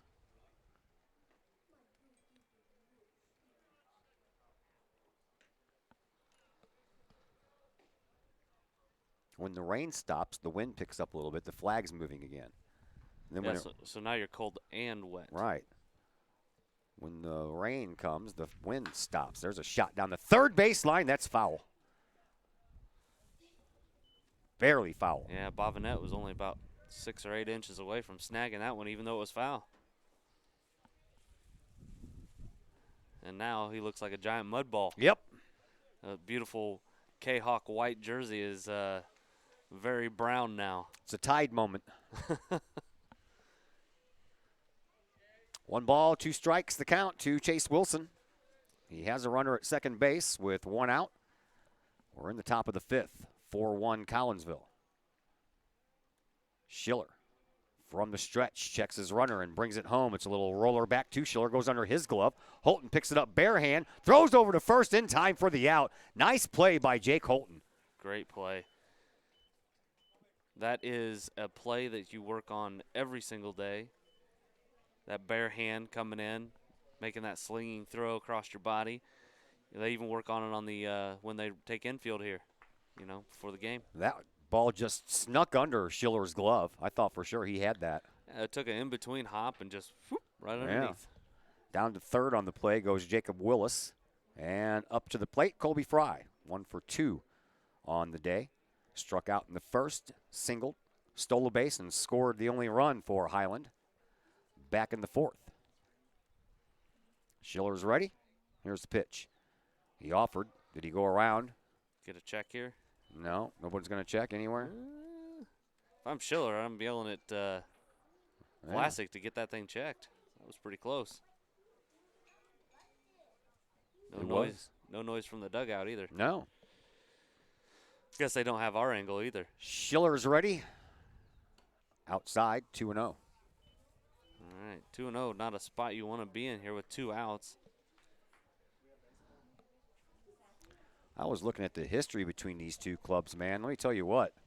Highland has owned the Collinsville Kahawks over the years. They've had a regular. Well, there's a bouncer that goes right off that hard dirt. And home is Jacob Willis on a wild pitch. Well, nowhere to go but up here for Schiller. Got 2 outs. And he's behind in the count. Yeah. To Colby Fry. Yeah, over the last 20 years, these two teams have played each other 24 times. Collinsville has only won 5 of those. Outside, called a strike. The thing that got me is that 11 double headers from 2001 until last year. Only once did they ever split. Collinsville has 2 sweeps in those doubleheaders. Highland has 8. Highland's Highland's notorious for having good ball clubs over the years, and when you produce talent like a guy like Jake Odorizzi, you're going to win a lot of ball games. He was a starter as a freshman, and for those 4 years, Highland pretty much owned Collinsville. Here is Ross Spees, the DH, and he looks at one inside. And for Spees, he has walked and struck out. We talked about the bottom of the lineup woes here for Highland. It makes it tough to put together a long inning with a lot of runs when you have that kind of hole in the bottom of your lineup. Spees takes 2 of them right at his ankles, and now Coach Warnicki wants to come out and talk to his pitcher. He's going to give him some words of wisdom. We're going to get 3 strikes, and we're going to end this inning. One of those genius moves, right? That's right. You don't go out there unless you got something, positive to say and something that's going to change the world here. Earth-shattering advice. Absolutely. Rain continues to fall here. It's been off and on since first pitch.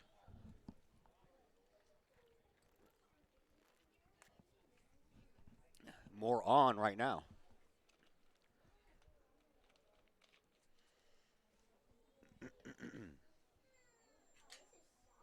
Conversation is over. Ross Spees digs back in from the left side. Schiller from the stretch checks on his runner. That is Colby Fry at first base. And a pitch stays inside to Spees. And it's 3-0. Back to this 3-0 count business.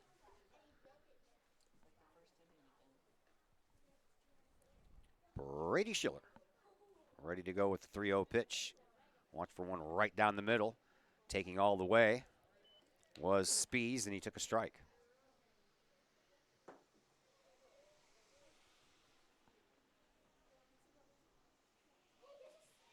Schiller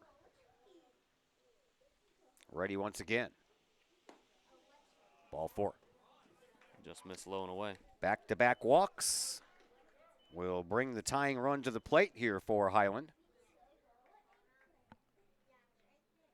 Or excuse me, that's a tying run at first. It just got walked. And a courtesy runner. And that is Jack Corte.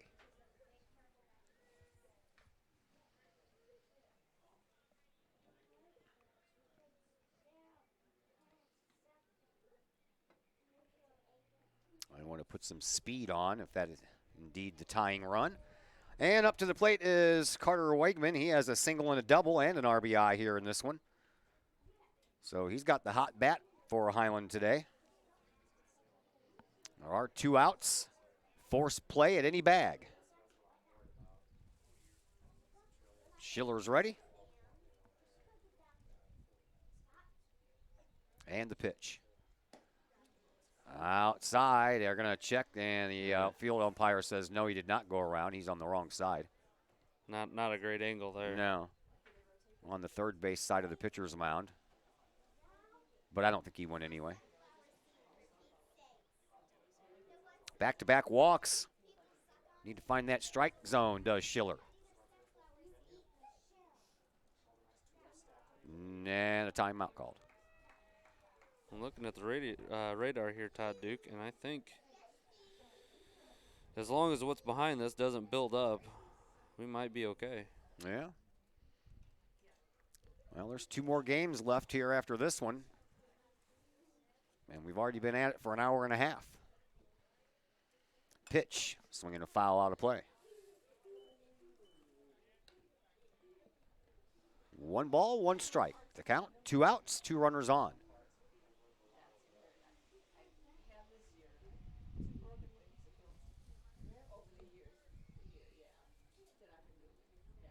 Schiller from the stretch. Checks his runner at second base and brings it home, and I think the right arm of the umpire might be broke. I Yeah. don't think he's used it in a while. That one was very close. I was hoping the strike zone would open up with the rain starting to fall, you know, but you can wish in one hand, right? Right. 2-1 pitch, swing and a fly ball. TJ Williams is underneath it and has it for the out. And the inning comes to a close. But the Highland Bulldogs pick up one more run. We head now to the home half of the 5th inning, and Collinsville still leading by a score of 4-2. We'll take a break, come back and tell you all about the bottom of the 5th in just a moment here on the Kahok Sports Network. Mike's Automotive in Collinsville. Mike's Automotive is a T3 certified tire center, and they can handle all of the basics, like oil changes and tune-ups, and the not-so-basic stuff like complete engine rebuilds. Mike's Automotive also has 24-hour towing and has 3 locations, Millstadt, St. Louis, and in Collinsville at 1150 St. Louis Road, just blocks from the high school. Or call 345-0611 online at mikesautomotive.net and Mike's Automotive on Facebook.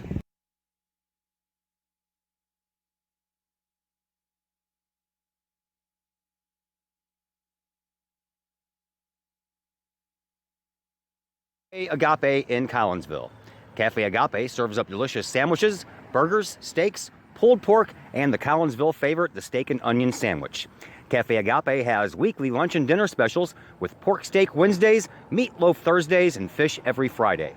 Cafe Agape also offers catering service, and you can get Cafe Agape delivered now through the To-Go delivery app. Cafe Agape is open Monday through Friday from 11 to 7, and they're located at 703 St. Louis Road in Collinsville, or call 345-CAFE. That's 345-2233. Todd Duke and Josh Hartle back with you from Fletcher Field here in Woodland Park, where it is the bottom of the 5th. Got to get this run on here for Highland. Didn't do that in the middle of all the rain coming down on the equipment. Now we're all set. Highland scoring 1 run in back-to-back innings. And here in the bottom of the 5th, it is Jake Holton, Devin Bovenet, and TJ Williams for Collinsville. That one stays a little high. 1 ball, 1 strike to count.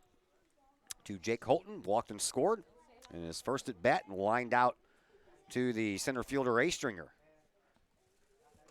There's a swing and a miss. 1 ball, 2 strikes to count. We can get this rain out of here. Maybe the sun will pop back out too. That'd be nice. Well, that would definitely help out, wouldn't it? Yeah. Next delivery, I think that was high and outside, and for some reason or another, Jake Holton jumped. He jumped and swung at that ball that was high and outside. Guess he was trying to protect there. Man, this stuff just can't make up its mind, can it? Yeah. 2 strikes, I guess you're always trying to protect, and, I mean, it was a protective swing, defensive. Next pitch, Holton swings and strikes out. The bottom of that one just dropped out. Sure did.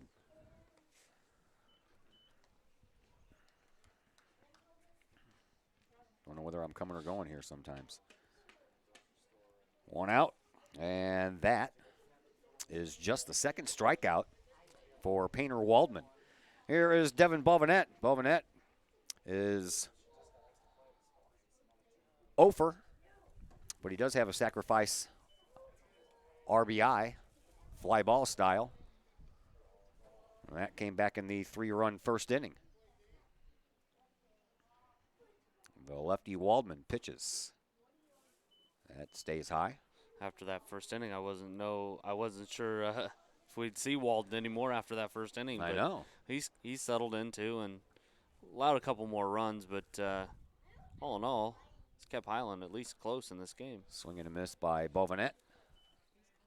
And the Kahok third baseman in a 1-2 hole with TJ Williams waiting on deck.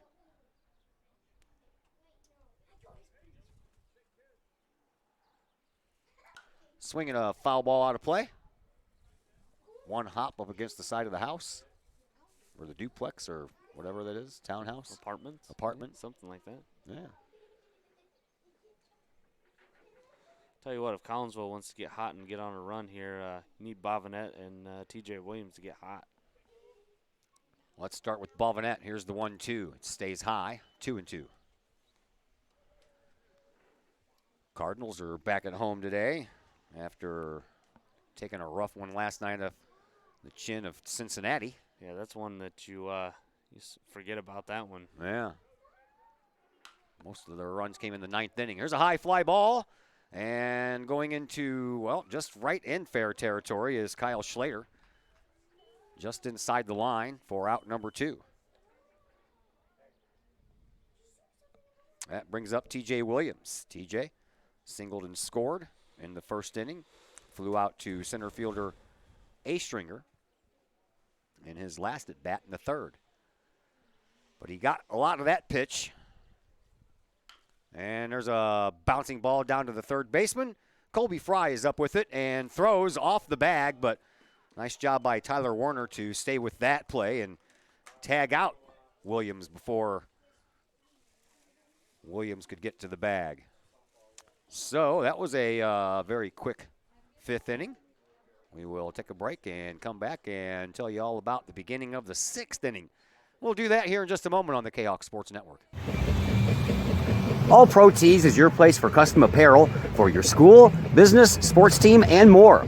All Pro Tees offers a variety of services and options, and they'll walk you through that process step by step. They pride themselves in being a local Collinsville business, and they specialize in helping their clients promote and grow that business, all with custom apparel.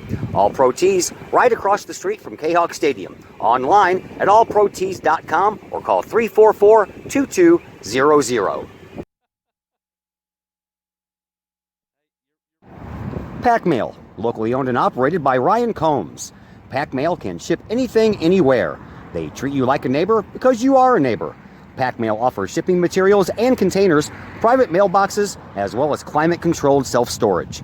Visit Pack Mail, 407 Beltline Road in Collinsville. Online, weshipstlouis.com or call 346-4884. Back here at Woodland Park, Todd Duke and Josh Hartle with you. We've made it to the 6th inning in a slow-moving, wet game. This is going to put everything behind today, I think, the pace of this game. Yeah, we were moving along pretty well, and then a couple longer innings. I think everybody moves a little bit slower when it's cold and rainy. Yeah. That they do. Who's our new pitcher? Logan Jackson. Logan Jackson. Logan, this is his 5th appearance. He has 1 start under his belt this year. He has a 1-1 record and a 3.50 earned run average in 10 innings. And 13 strikeouts to go along with 8 walks. So that ends the day for Schiller. Good day for Brady. Yeah, he gave up just a couple of runs on 3 base hits, struck out 6 and walked 4. Yeah, ran out of gas that last inning, but still got through it. Here is Kyle Schlater to lead things off here for Highland as they have the bottom of their order up. It'll be the 6, 7, and 8 men, and if anyone can get on, A-Stringer, the number 9 man in the order to bat. First pitch is a strike from Jackson. Second pitch fouled out of play, so quickly 0-2. Well, if you're Collinsville, this is what you want to see coming up right now, but it's not what you want to see at the top of the order coming up in the 7th. Right.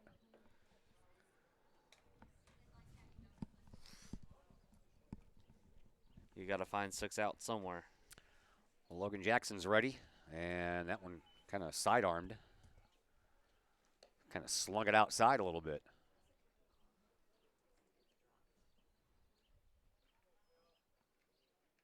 Next pitch. Same result. Same result. Yeah, same thing.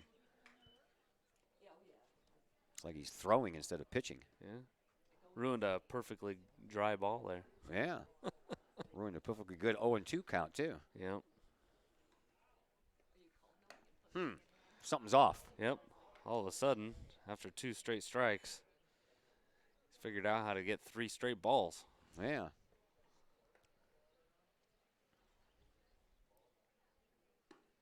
Ooh. This is not the part of the lineup you want to start walking. No, it is not. That's walks are disastrous. That's the 5th walk issued by Kahok pitching. First one, of course, by Jackson to his first batter. Here is Tyler Warner. Warner 0 for 2 on the afternoon with a ground out and a strikeout. Take another ground out here. Hopefully a double play ball would be nice, yeah. Pitch. Snap throw down to first base. He is out of there. Great job by Spencer Vlasic to be aware of what was going on here. They bunted through that ball, and the Highland base runner got caught napping as he was about a third of the way to second base. I was just getting ready to say that Highland's been doing some running here today, and watched the guy over at first base, and he ran himself into an out. That is not going to sit well with the Highland coach. No. Here is Warner now up with the bases empty and a 0-1 count. And a slow roller to the shortstop Fry. He's up with it and over to Richardson for out number 2. As the rain picks up again. Yep. We need a tally sheet to mark off how many times we say that today. Yeah. What's the over-under, 7? Something like that. I feel like we're getting close to it.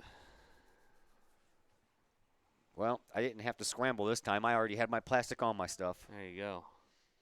Here is Cody Blackburn. Blackburn caught looking twice in this game against Schiller. Looks at one outside. Oh, no, that is a pinch hitter, sorry. Number 16. Number 16 is Orion Hake. Or probably Hackey. Probably. Yep, I'm going to go with Hackey. Yeah, Hackey. Went to school with a Hackey, so I'll say Hackey. 267 average for Hackey, and he looks at one down low.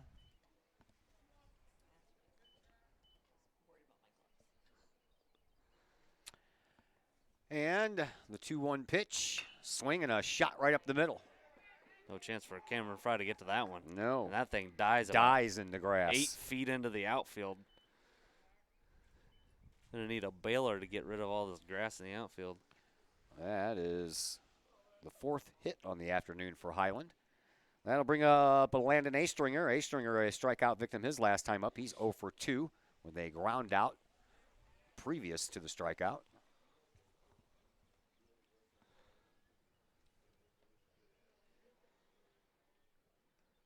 Top of the 6th inning.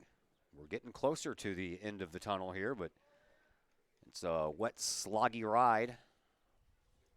In the meantime, this game is definitely going to take all of 2 hours to play. They only have him scheduled for 2 hours, right? 9 o'clock, 11 o'clock, 1 o'clock. Yeah, and you're hoping that they're like an hour and 40 minutes Uh-huh. so that you can get a pregame in for your other teams. And right. You probably won't see an infield or outfield taken by Highland here in between the game. You'll probably see Salem taking infield, and then the last game of the day between Salem and Collinsville, probably no infield being taken. Yeah. Maybe some warm-up tosses by the Kahoks and get after it. 2-1 the count now to Astringer. Runner at first, 2 outs. And that one's over his head. Logan Jackson has kind of a quirky delivery, doesn't he? Yeah. A little stiff. Kind of flips the ball in there. A little bit of a short arm. Walked. 2 walks in the inning, but 1 walk was taken care of on a nice pickoff play by Spencer Vlasic. Looked much different when I coached him as a 7th and 8th grader. Yeah, I could imagine. A little more bendy then. Top of the order, Jacob Willis, a little more bendy then. He was a little more bendy. A little bit more elastic.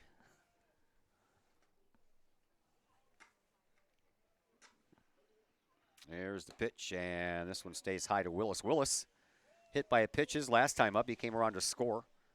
Before that, 0 for 2 with a strikeout and a pop-up.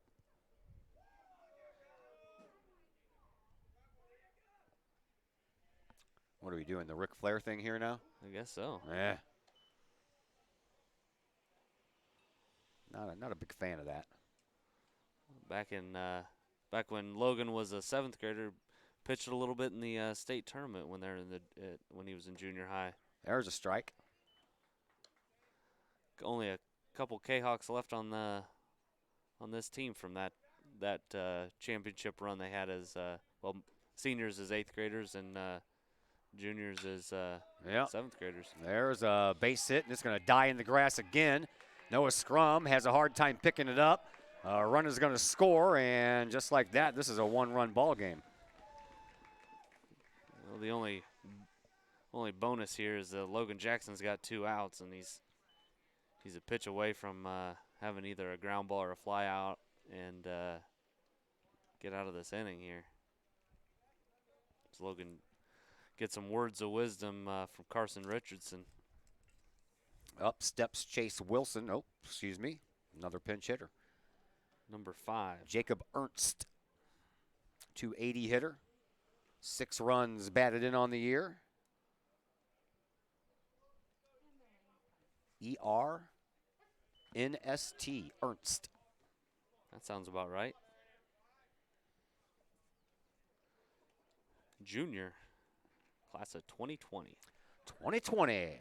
That makes you feel And the old. runners go, and a swing and a foul ball out of play. Highland's trying to put 2 runs in here on a single. Got the runners are moving. Wouldn't expect anything less. I think that the people that make the decisions in New York City when the ball drops this year, they need to have Barbara Walters on the microphone. 3, 2, 1. I'm Barbara Walters, and this is 2020. Swinging a foul ball back to the screen. Logan Jackson has jumped ahead in the count here. Yeah, he seems to have gotten something figured out here in between these last couple of batters. Yeah, no breaks. Get him the ball back and let him go again. Yeah. Got him right where we want him. Ernst. The pinch hitter, Jacob Ernst, in an 0-2 hole with runners at first and second. Runners go. Here's the 0-2 pitch. It's in the dirt and outside, and both runners will advance. And now you got to hope that this result of this batter is an out, because Highland's got 2 guys in scoring position here, and that's not good for the Kahawks. With Colby Fry in the on-deck circle. I'd rather skip his at bat this inning. That's the plan. 1 ball, 2 strikes. Here's the pitch. High fly ball. This TJ's one's got going to that be caught by Yeah. TJ Williams as he ventured over from right field to right center field and made the catch. So the inning comes to a close, but not before Highland tacks another one on. That's 3 innings in a row that the Bulldogs have plated 1 run. We will head to the bottom of the 6th inning with Collinsville with a thin 1-run lead. We'll back to tell you about the bottom of the 6th in just a moment here on the Kahok Sports Network. Lakeside Roofing in Collinsville. Let the professionals at Lakeside Roofing protect your most important investment, your home or business. Have the elements taken a toll on your roof system? Notice a leaking roof? Maybe it's time for a free roof inspection. Regular maintenance can extend the life of your roofing system by 10 years or more. Lakeside Roofing is your winning team for commercial and residential roofing systems. Lakeside All-Star professionals have installed, repaired, and maintained hundreds of roofs on both sides of the river. Call Lakeside Roofing today, 618-344-2800, or on the Missouri side, 314-241-5253, or online, lakesideroofing.com. Choose experience, choose Lakeside.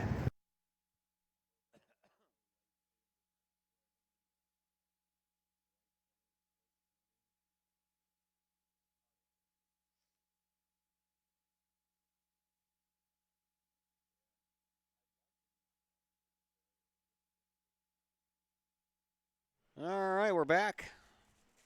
And to get some time to put the plastic back on everything. I would sure like to keep this stuff off, but apparently that's not going to happen. All right. 1 run in the 4th, 1 run in the 5th, 1 run in the 6th, and the Highland Bulldogs are still in this thing, as Collinsville did most of their scoring back in the 1st when they played at 3. They did add 1 more in the 4th, and that one in the 4th inning is why we have a 1-run lead.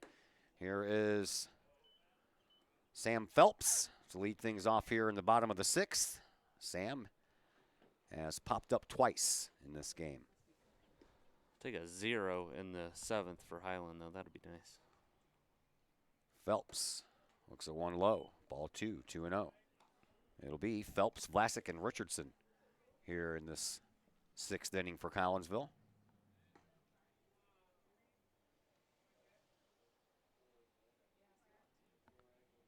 Waldman stays out there, and Phelps picks himself up a It's going to be close. hit. Oh, look at that speed getting down the line. Blistering down the line. That was a well-placed ball because that put Jacob Willis in a deep, deep hole over there at shortstop, and then when he planted that foot to try to throw out the speedy Phelps, he slipped. Could have timed him with an hourglass. Mm-hmm. Hey, guess what? We're going to get a pinch hitter or pinch runner here. We are. Kenny Lutz. And looks like that may be it for Waldman. And it will be. Pitching change. We will take a break and tell you all about it as soon as I get the trash bag off of everything again. And we will be back in a minute here on the Kahok Sports Network.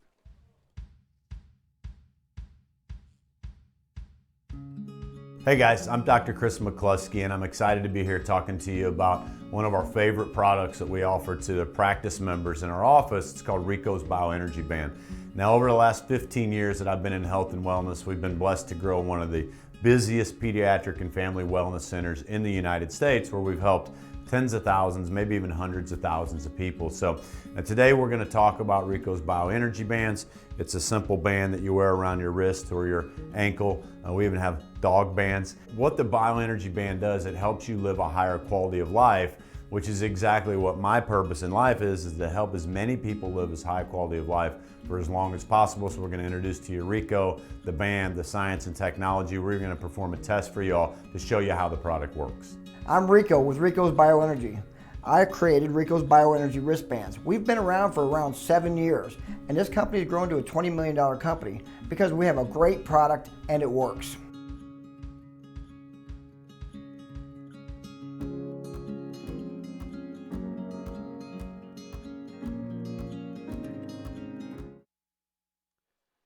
Back here at Woodland Park, Todd Duke, Josh Hartle with you. Our new pitcher, that is Michael Barth. Michael is 3-2 on the year. This is his 11th appearance. 3.30 earned run average and 13 strikeouts to go with 11 walks. And the first pitch to Spencer Vlasic is fouled out of play. Well, got to get the plastic back on again. Yep. This has been a back and forth thing. Tally mark. Tally. Hit Tally me banana.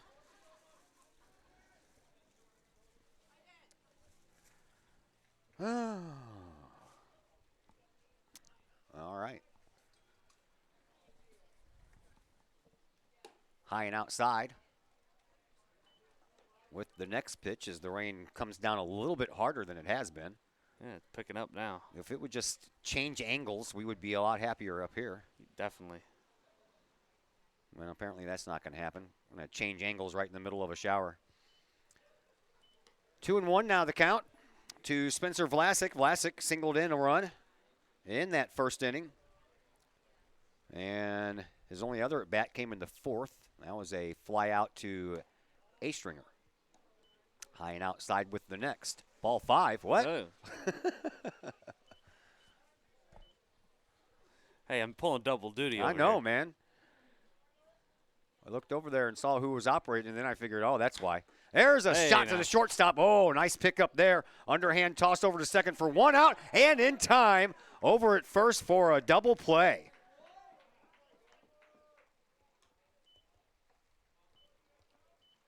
6-4-3 twin killing there.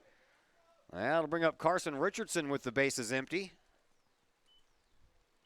We try to get through this game without it being delayed or called.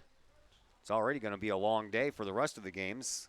If we have to stop it because of the rain, it's going to be a very long day. Yeah. Kahok's got Morski down there warming up. Might see him here in the 7th. Here's Carson Richardson. Richardson, 1 for 2 on the afternoon. He doubled and scored in his last at bat in that 1-run 4th inning.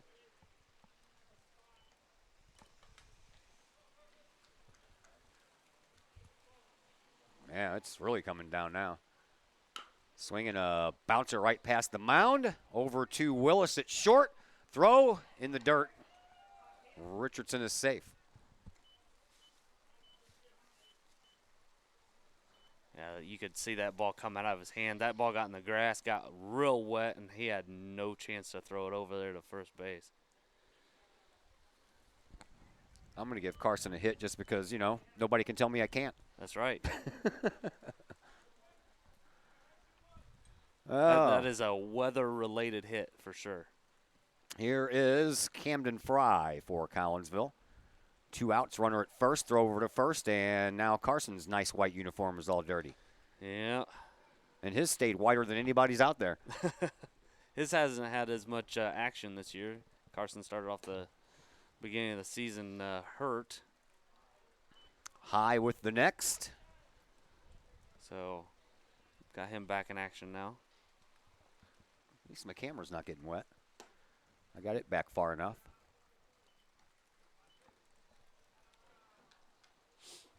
Unlike past times where I had it set it up on the counter, I got away from that trying to just get a little bit of a better angle. High fly ball. This one is going to be out to left field. Left fielder Wilson on the run. He's called off by Willis at shortstop, and Willis hauls it down for the out. We are going to head to the top of the 7th. All we need is 3 outs, right? That's right, just 3 more. Pop up to 6 to end that threat. And another runner left on. Got a couple of hits in that inning, too. Kahok's going to have a pitching change. Reese Vincent will take the mound here for the Kahokks in the top of the 7th. Reese Vincent? Reese Vincent. Junior Reese Vincent. Vincent, his 5th game of the year, 2.47 earned run average. And he has 7 strikeouts to 2 walks in, we'll call it limited duty. 6 innings on the year so far. Again, we're not going to have a post-game show. We're going to have the post-game show at the end of the day's 2nd game against Salem, if we get that far. The way it's looking right now, it's going to be a 50-50 shot of that one. Yeah. And here in the top of the 7th inning, it'll be Colby Fry leading things off. That's what we wanted, right? Yeah. We wanted Fry to lead off the inning. It's going to be the meat of the order here for Highland, the 3, 4, and 5 hitters, and Fry, Spies, and Wiegman. Wiegman has a single and a double. Spies has walked twice. And the man coming up to the plate, Fry, has singled, scored, stole a base, and received a walk.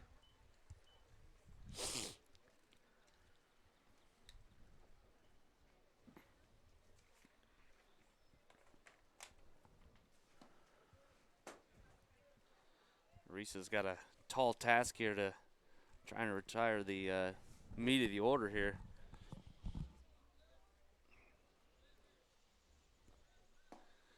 Did have Morski warming up down there in between the half inning, so got to imagine he's available here in the 7th if Reese gets into trouble.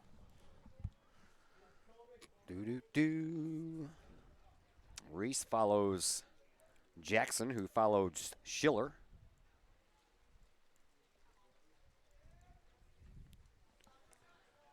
And here is Colby Fry. Collinsville needs 3 outs to secure this victory. There's a good start. Strike 2, Fry. Tell you what, it's not getting any warmer either, Todd. No, it's not. It's chilly, man. It's almost May. I'm tired of being chilly. Swinging a high fly ball. This one's got Noah Scrum backing up, and he dives and can't come up with the ball. Had him Off twisted. the end of his glove. Yeah, I got a twisty-turny out there, and the tying run finds his way to second base in Colby Fry. That is not the way you wanted to see the 7th inning start off. No, it's not. I think Noah's out there kicking himself. I think he thinks he should have had that ball. There's Ross Spees. A couple of walks and a strikeout. Watch for some movement on the bases here.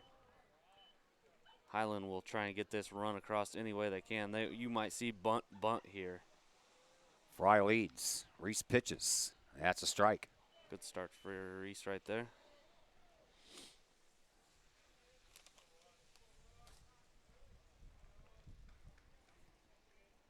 Reese Vincent. He's working from the stretch. Checks on his runner and brings it home outside. 1-1. Got a river of water here in front of me. Well, mine's going to turn into a waterfall.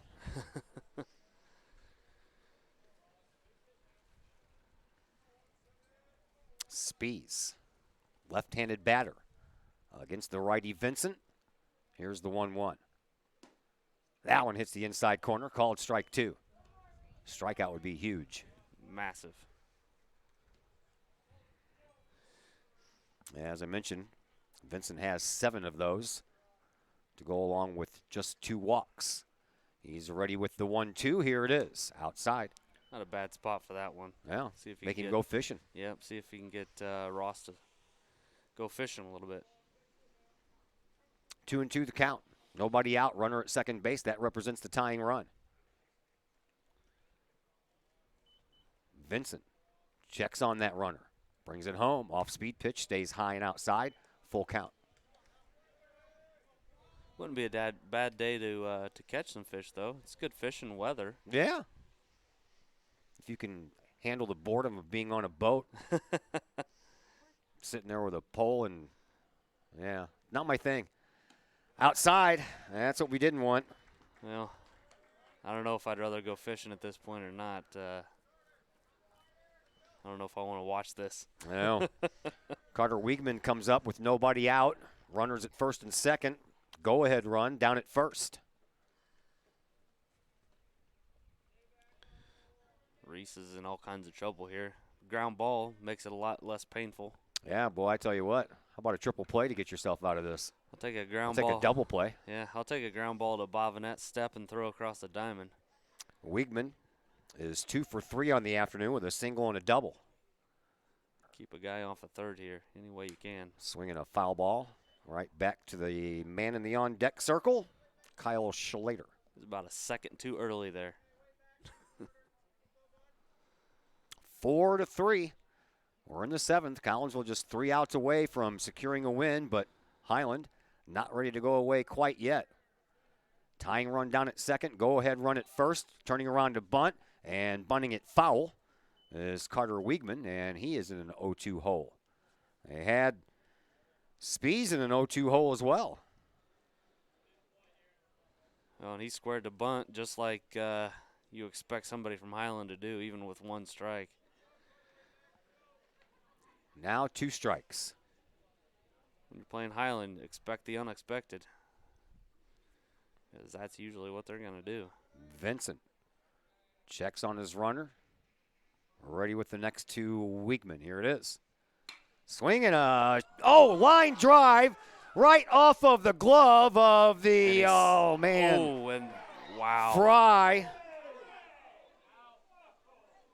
Right off of the glove of Fry. Fry, man, I think that was blistered.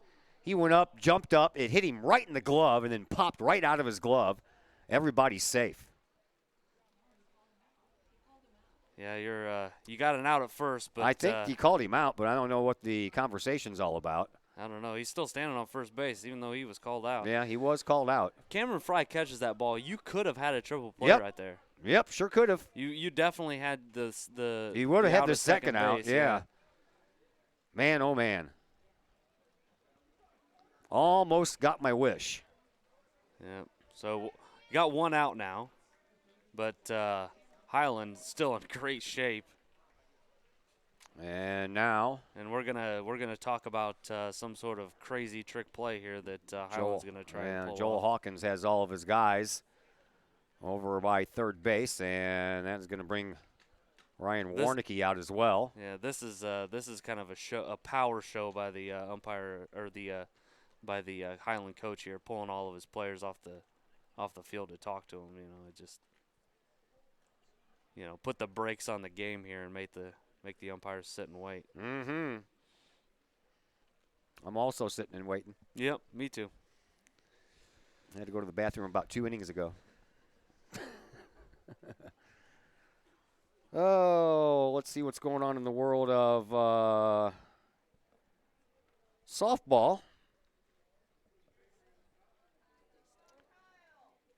And right now, Centralia leading Collinsville 5-0.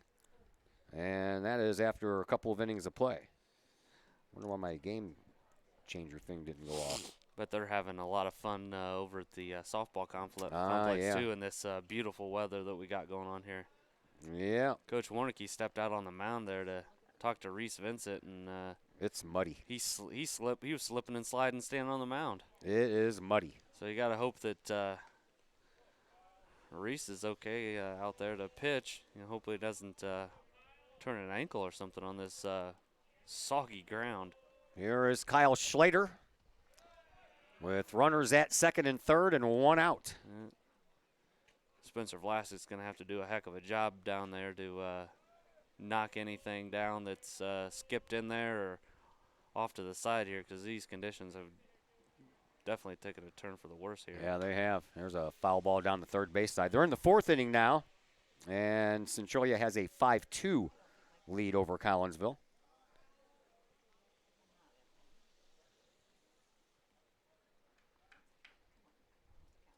Own one? I didn't think he threw a pitch yet. Next delivery is on the way, almost hitting. And Schlater didn't try to get out of the way too bad, did he? No. Almost turned into that ball.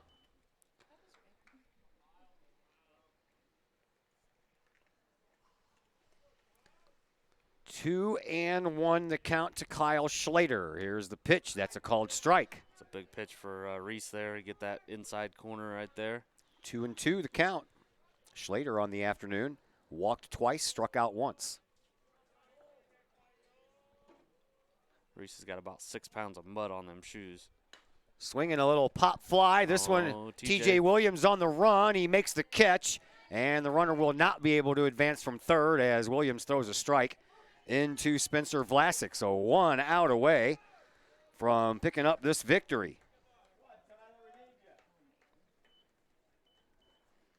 That'll bring up Tyler Werner, the first baseman. He has a couple of ground outs and a strikeout in this game. One more out. You don't wish ill for a kid to go over, but I kind of want him to go over here. Sure. I'll take a W. Vincent from the stretch brings it home. That's on the outside corner, a called strike. Schiller had 6 strikeouts in this game. He stands to be the winner right now. Reese coming in for the save. Vincent with another pitch. Here's the 0-1. Swinging a high fly ball. Noah Scrum backs up, circles underneath it. He has it for the out. And Collinsville wins this one by a final score of 4-3. Well, that was fun. Got a little hairy. I think Highland may have got the short end of a call, but, if Cameron Fry squeezes that line drive, that might have been 3 outs right there. Yeah. Well, it was very happy with the way Schiller rebounded from that first inning after walking the first couple of guys that he faced. And Absolutely. he had a good game after that. 6 strikeouts. He hung tough, and the Collinsville Bats had a very good first inning. After that, they weren't kind of silent, but, you know, you'll take it any way you can get it. Absolutely. Little bit of a rough patch there in the middle of the game there for the Kahawks, but they were still able to figure it out and scratch out a victory. That they did. You'll take a win against Highland any way you can get one. That's exactly right after what they've been doing to us over the last few years. So, yeah, you'll take that when you can get it. So Highland and Salem getting ready to take the field next. We're going to not bring you that game. We're going to come back and bring you the Collinsville-Salem game. That is to follow this game, and that's going to do it for this first round of our games for you here this afternoon. So we'll step aside for a little while, take a break, get ourselves some lunch, or is it still breakfast time? No, it's almost lunchtime. We'll be back for the nightcap, so to speak, here in just a little while on the Kahok Sports Network.